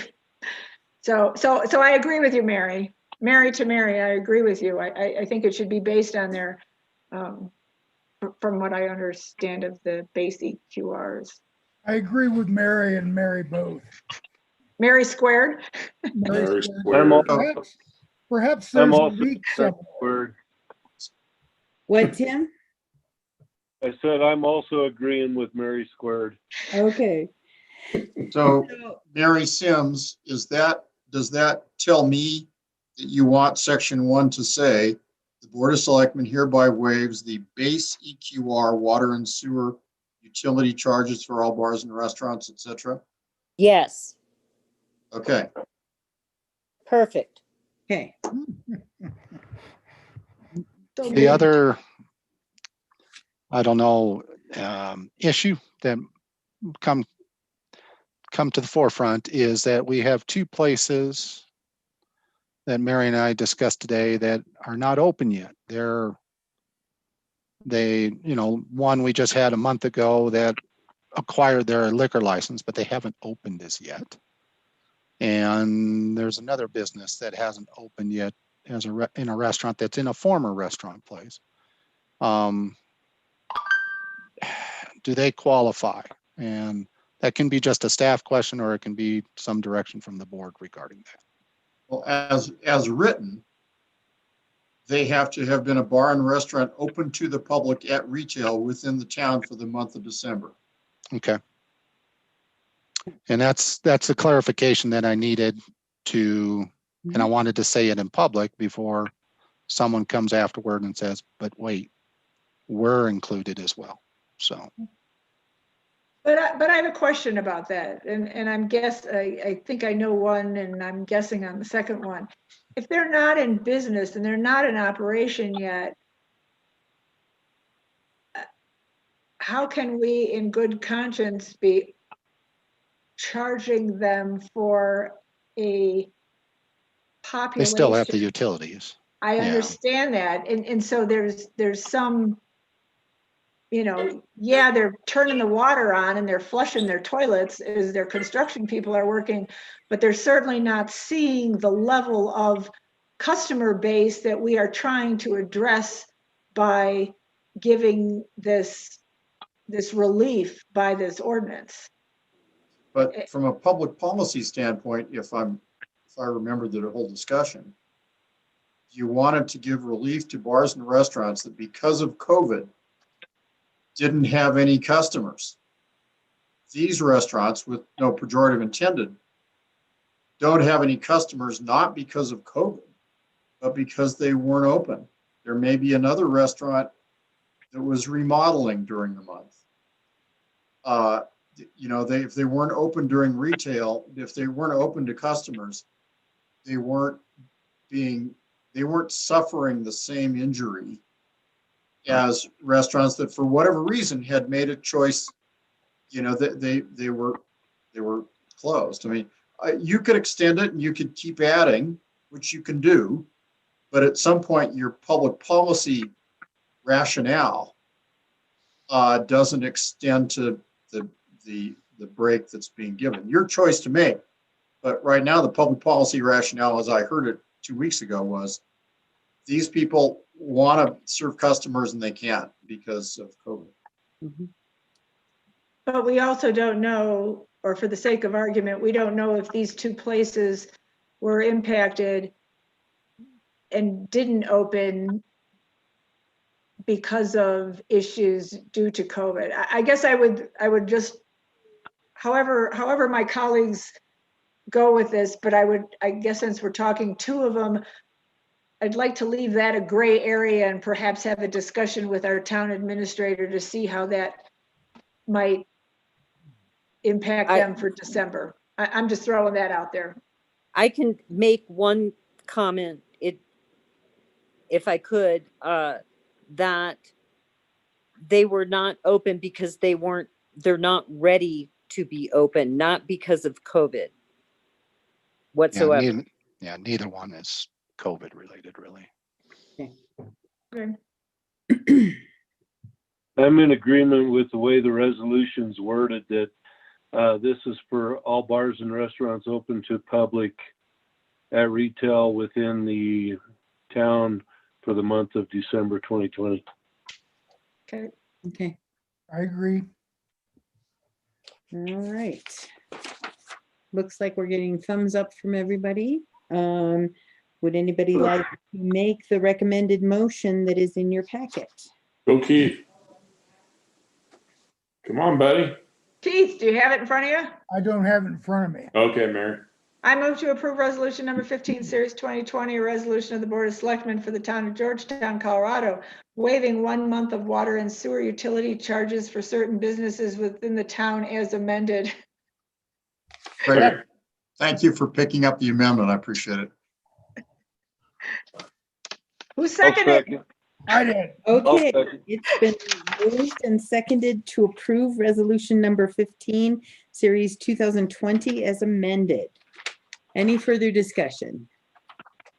All in favor, say aye. Aye. Aye. Any opposed? Motion passes.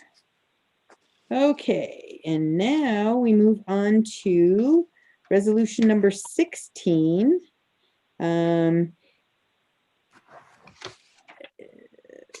Resolution number 16, series 2020, a resolution authorizing a temporary share back of certain retail sales taxes and making findings in connection therewith.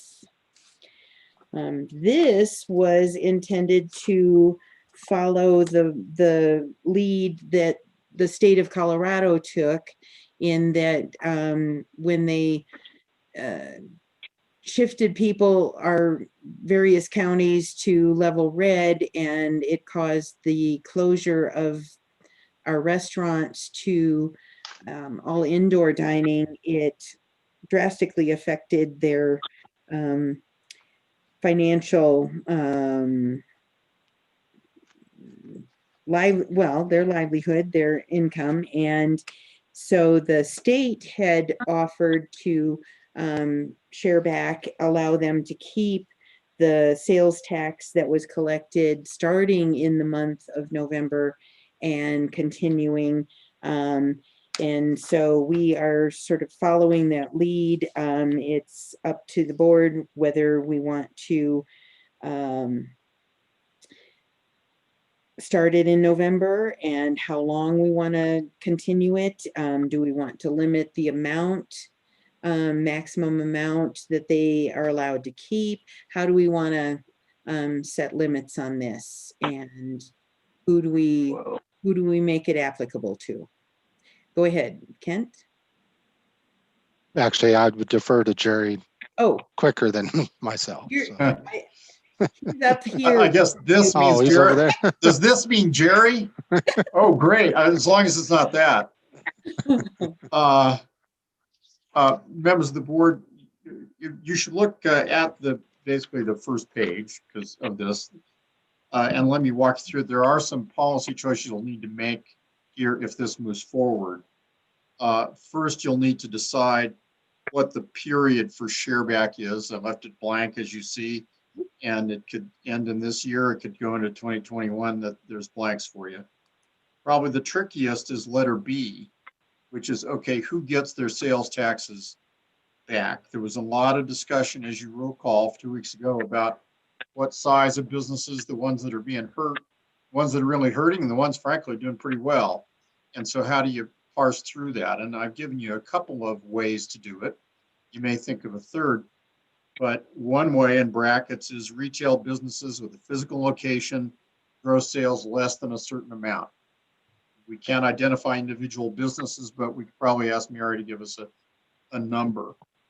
Another way to do it is to not do that and instead only retail businesses operating as bars and restaurants, or bars, restaurants, and hotels, or bars, restaurants, and a short-term rent, whatever, a list of categories of business is another way to say who's eligible. Or you could say all retail, and then you're done, because retail, of course, is charging sales and use tax. It wouldn't be non-retail by definition. It's got to be retail to even have something to share back.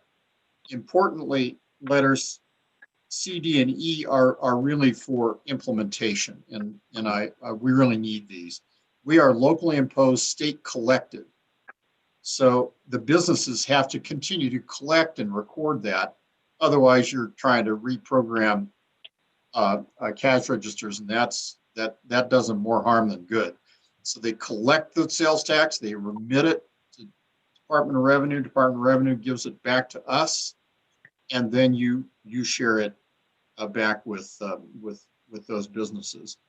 I put in letter E because Mary and Kent, if you adopt this, will want a little bit of authority to figure it out, rather than you doing that in the form of the resolution. And then I've just said when the program will terminate, although the first letter A kind of tells you that when you think about it. So that's kind of a thumbnail, a sketch. Another variable, I suppose, that you put in would be that the percentage of share back. For example, in STIP programs, which you've seen, the town shares 50% back often. And so if it's a share back, you can decide whether it's 10%, 20, 50, or 100. Right now, it's just written as if it's 100. But I wanted to identify for you that was not a policy choice I made. I just wrote it. But if you want to share back less than the full amount that is collected, you can do that too. So I don't know, you probably want to maybe first start with, if you want to do something like this program, what businesses do you want to include in this program? And do you want to draw some lines or not, and just say it's all retail? Because again, it's an integrated commercial system out there. Even if the people that are doing well, maybe you ought to do better. They relate to others. Social policy call that is above my pay grade, but I want to at least identify that it's within your pay grade. So I'll be curious to hear. Okay. Thank you. All right. Yes, Mary. I think it's important for us to say that they are physically operating in Georgetown, because otherwise, correct me if I'm wrong, please, my esteemed attorney, Jerry Dahl. This could also include online sales, and I don't believe that they are experiencing the hardship that we are trying to address here. No. Is there a way we can identify? In my mind, we're trying to target the mom and pop small business locations that are not corporate, traded on the stock market, operated in multi locations throughout the state of Colorado or wherever. We're talking about those single owned places. And I don't know what the proper wording would be with that. But that's my personal thought as to whom we were trying to help. Single proprietorship. I mean, yeah, we don't have, we don't have McDonald's, we don't have Starbucks operating here, but it, we do have the local restaurants, and we do have the single owned retail type shops. So to me, it's important that we are addressing and helping our business operators here in town in that respect. And there's a way to do that. We can have retail businesses open to the public with a single physical location in the town or something like that. I don't know that there are any retail businesses with 2 locations in town.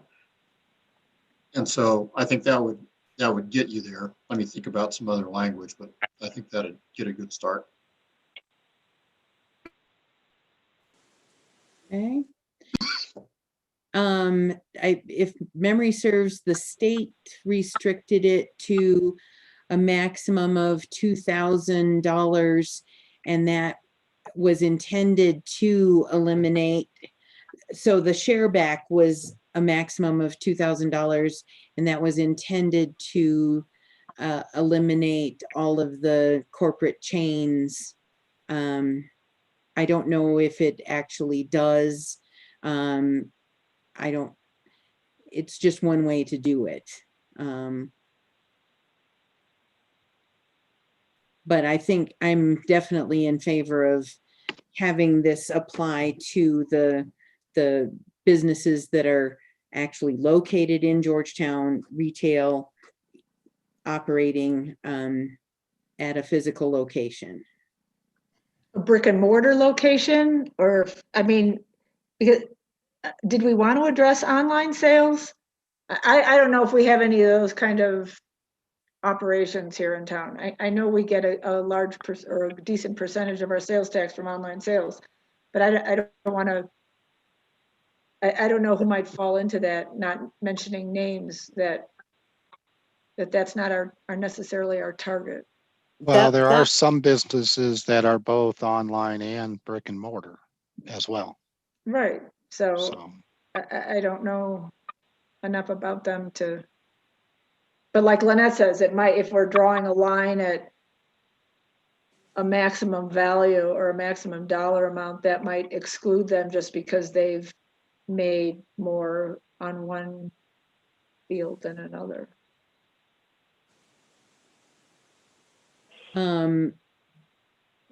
Is that a question that you would be able to answer, Mary Sims, if we drew the line at $2,000 in a month? Would that cover the businesses that we have discussed that we want to cover and eliminate the corporate chains? That would not accomplish, setting the $2,000 limit would not accomplish that. Okay. You can lower that limit and it would accomplish that. Okay. And are we talking per month, like gross sales per month? I think so. I mean, because that's blank also. I'm just trying to get on the same page. Sure.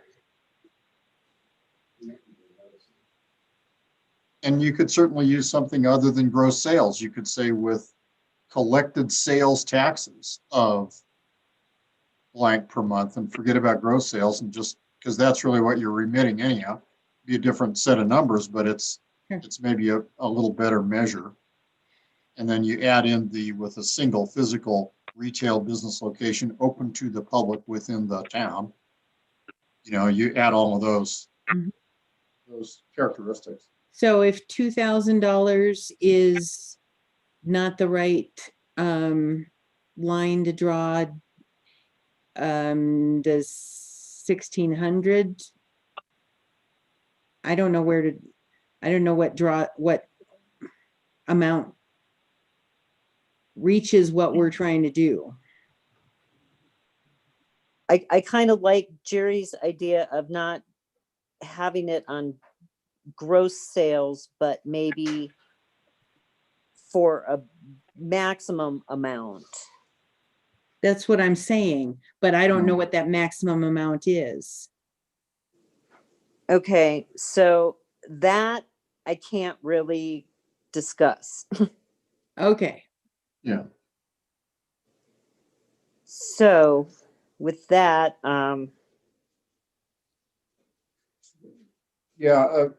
one thought is it may be that it's too hard and not worth the effort to try to exclude a couple of businesses that you feel maybe don't need this. Legislation is imperfect by its very nature. Any lines you draw are going to include some people you didn't think about with getting that break, and are going to maybe exclude some others that, you know, that there's a unique fact pattern you really didn't think about. And I recognize that it does mean that that's a cost too. If you include people that maybe don't need the help, it's going to cost you. But at the same time, to be able to kind of create a line that you can administer and that Mary can administer, you might think about, I recognize the desire to not reward people that don't need it. But that might be hard to do and might kind of complicate and to some extent poison your program a little. So with that said, perhaps if we were to put a shorter time parameter on this, with the opportunity that we might extend it, considering things might continue for a while, we would also then be able to see how that impacts our town's revenue when we get our November and December sales tax numbers in. I know from our conversation last meeting on this, we were talking about going back an additional month and including November, because so many of our operations and so many of our businesses were impacted in November compared to what they would have experienced last November. But perhaps if we just implement this for November, December right now, or even into January. January's never a great month anyway. And then have those figures to look at, see how the economy and COVID is impacting us, and then we could always extend it. Am I right, Jerry? We could always just Sure, absolutely put it on for another month, so we could keep it short and. Yep. So, and the other difference between our resolution here, the way I'm reading it, and the state was that the state did it just for bars and restaurants. And because, for instance, our downtown merchants did not get to enjoy the crowds for Christmas market that they normally would have, we've included the retail, all retail, but that then includes all retail. So yeah, if you want to do it just for November and December, I think that's reasonable.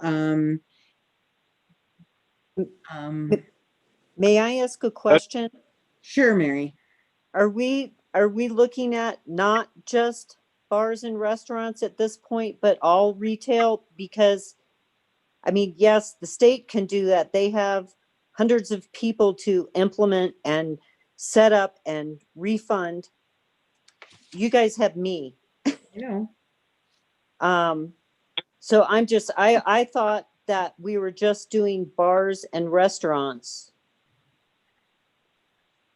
I'm kind of interested in just doing bars and restaurants too. I think they're the most impacted by this whole thing.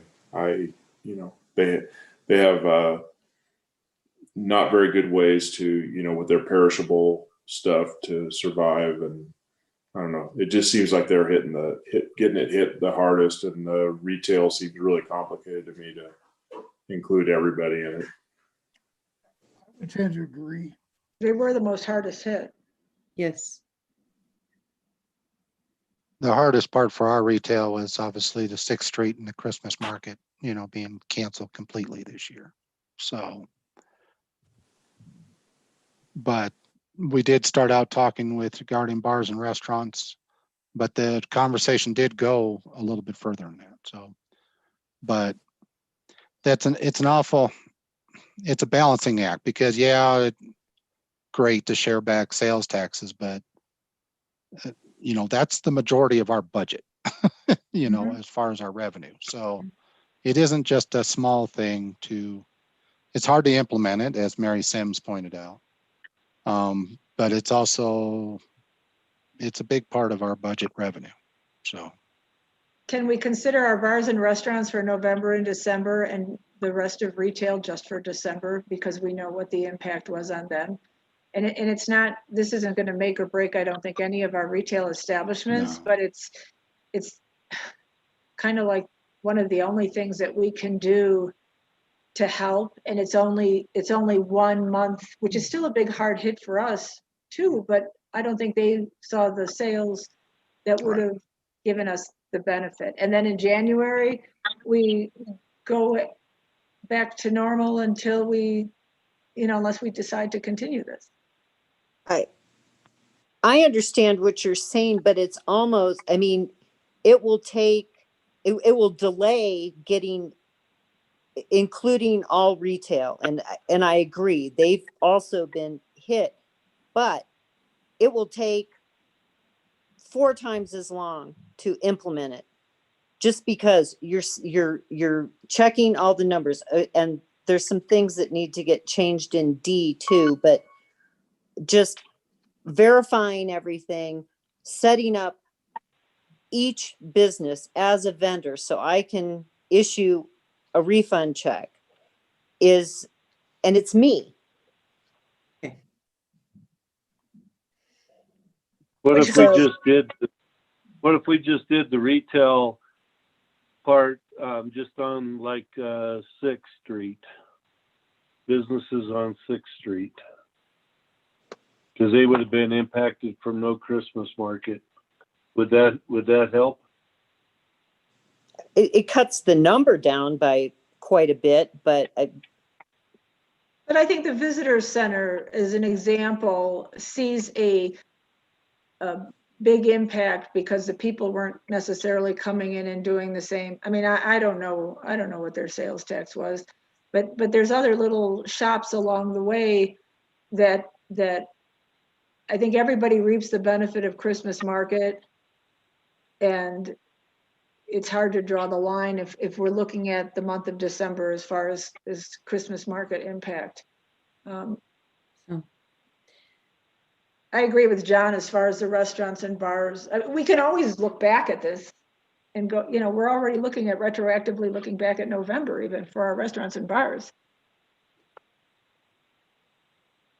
I guess feel really strongly that we should be supporting the restaurants and bars that were subject to the closure starting in November and continuing until just this week. So for the 2 months of November and December, I think it's the most important to assist the restaurants and bars in this way. I think it does complicate it when we start expanding that to all of the retail businesses that were impacted by the lack of Christmas market.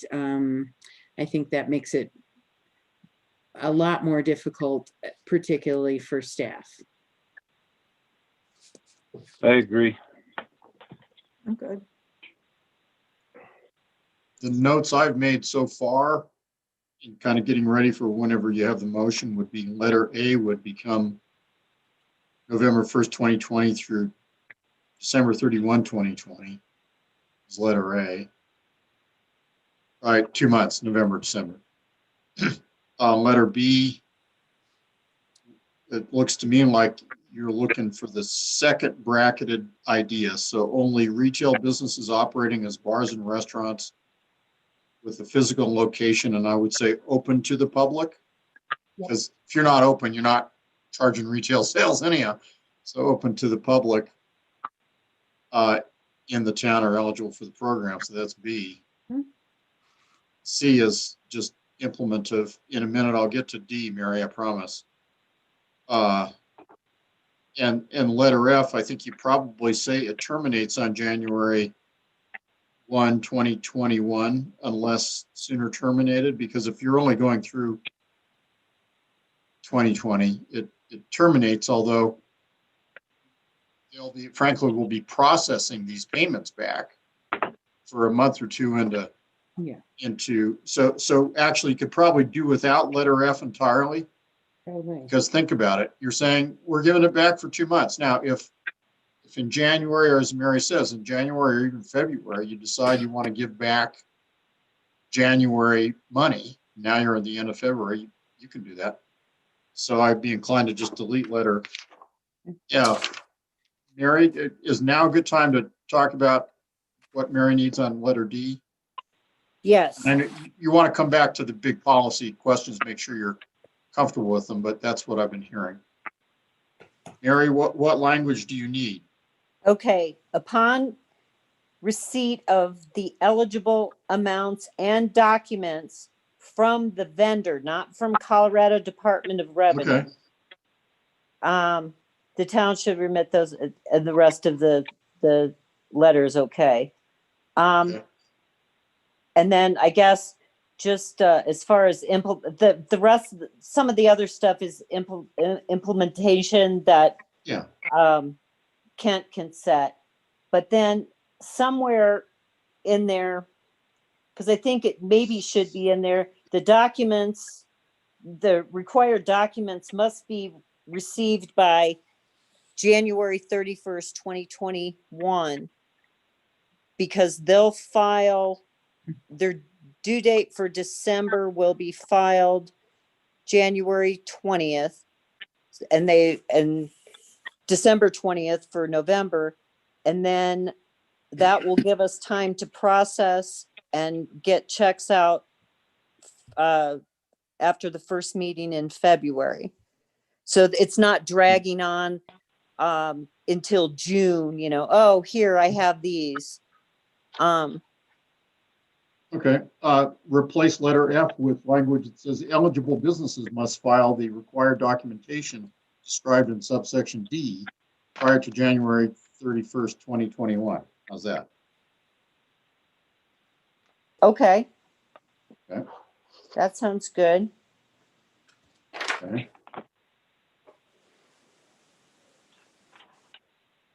And even though, Mary, even though we are state collected, we receive these amounts from the vendors?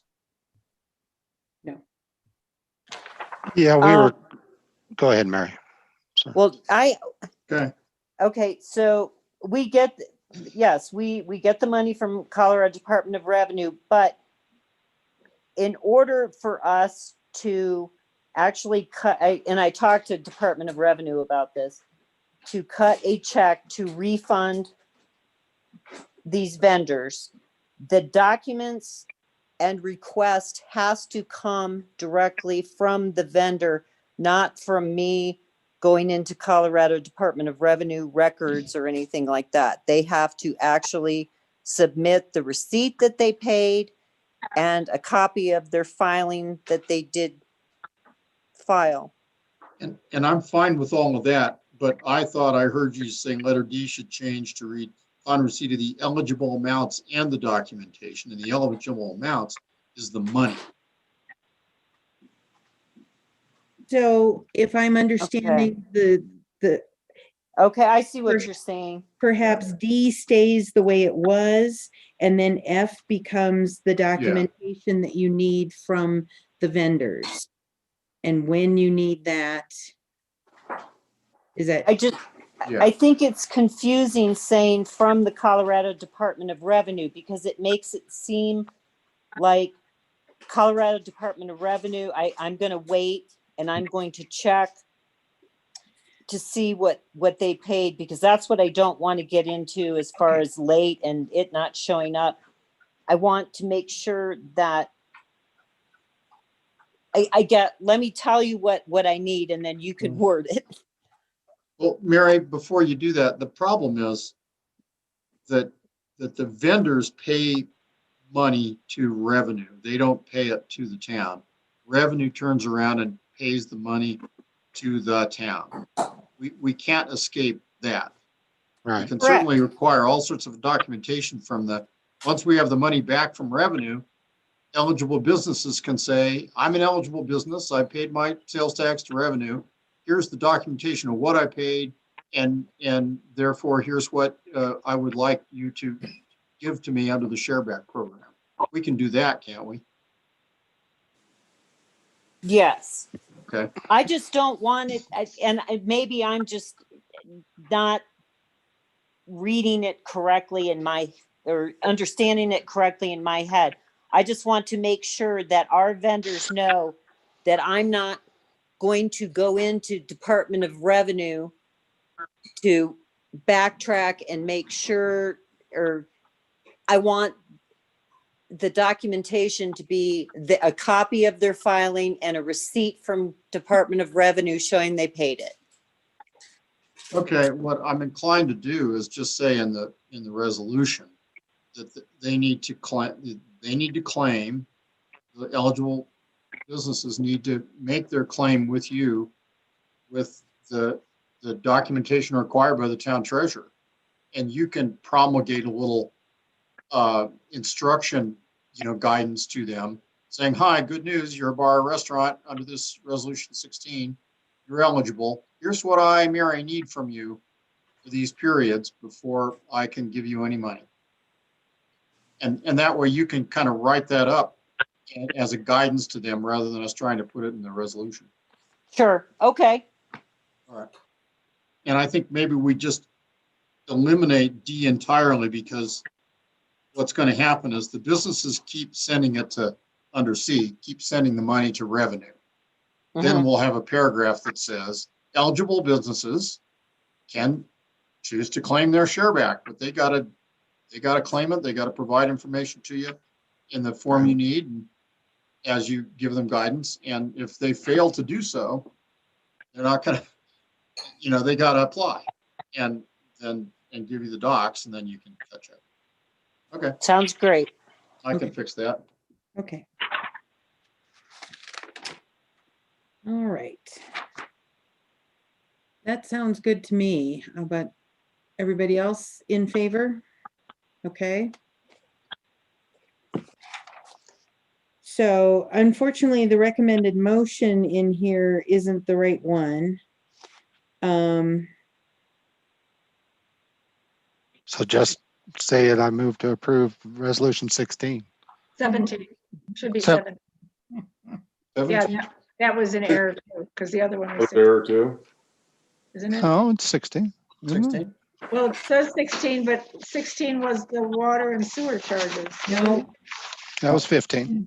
Oh, okay, so 16 is correct. It's just the wording is wrong. The wording of the resolution didn't get changed. so, so the recommended motion should be, I move to approve resolution number 16, series 2020, as with the amendments discussed.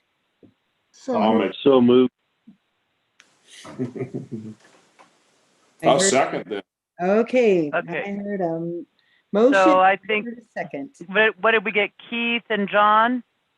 Keith It made the was motion? Tim. Might have been Tim. It was Tim. Or was Yeah. it? Okay, it was me. Tim. It was Tim. Okay. Yeah. Okay.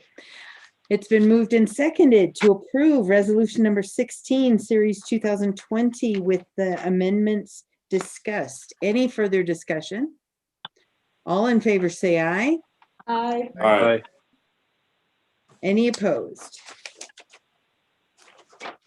Motion passes. Thank you. John can second and make the motion on the next one. Okay. Okay. If I use my shorthand, that works, right? That takes care of all of our action items. Staff items, staff reports. There's the treasurer's report for November, which you had in your packet. Any questions for Mary on that one? Looks great. It did look good.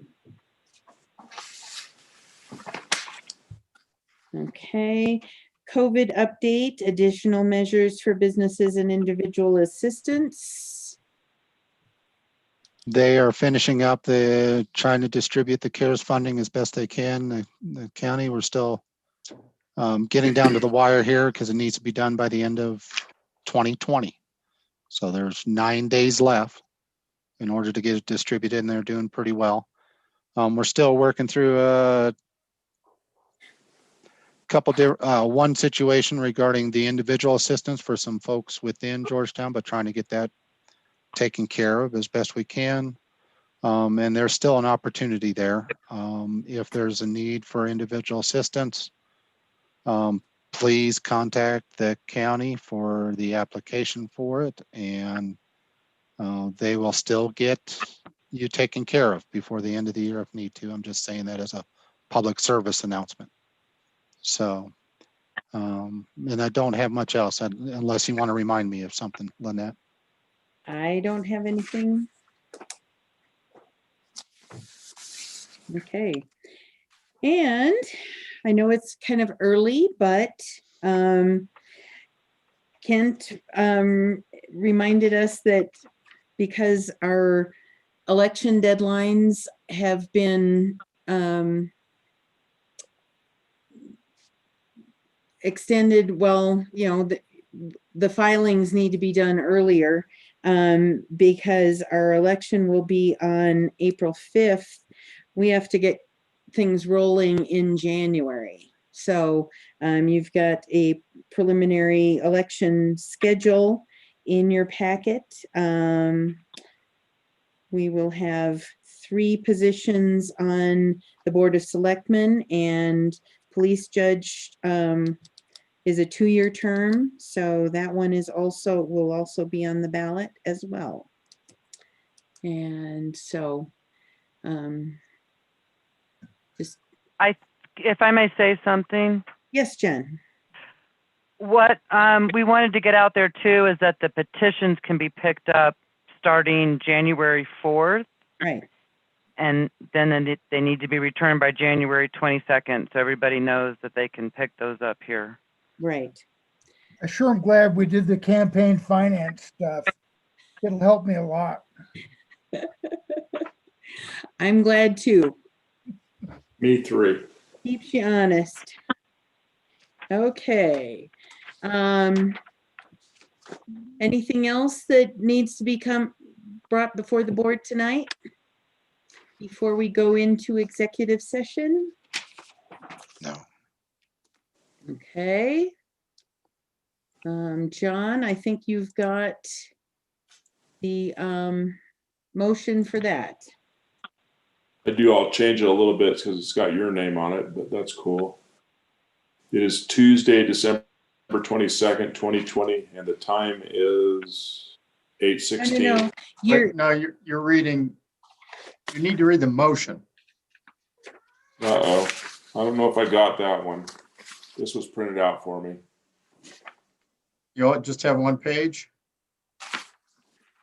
I can read the motion and you can say so moved. I guess we're gonna have to because I have only this one. I don't see the motion on Oh, here. yeah, you've got Lynette's announcements. Look on the flip side. Nothing on the back? Nope. Oh, okay, I moved to go into executive session. Is that the one? that's the one. Yeah. Okay. I moved to go into executive session for a conference under section 24-6-402, paren 4, paren B, and E, paren E, CRS with the town attorney, town administrator, and appropriate staff to receive legal advice and instruct negotiators concerning water rights and real property acquisition. I further move to adjourn the board meeting at the conclusion of the executive session. Is there a second? I'll second it. It's been moved and seconded to go into executive session. All in favor, say aye.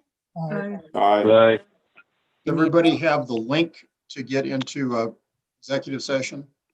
Oh, Mine disappeared, but I'll call in if I can't get it back. It'll take a couple minutes for everybody to get over there, so Sure. just realize that. So Okay. so do we have like a 5 or 10 minute break to do that? and that then makes move on? sense. Maybe Okay. 12 or 13. Okay, Keith gets extra. Reconvene at 8:30. 8:30 for the exec session? Sure. That Okay. makes sense. Yep. 8:30. See Okay. you there. See you there. Thank See you then. Okay. Bye.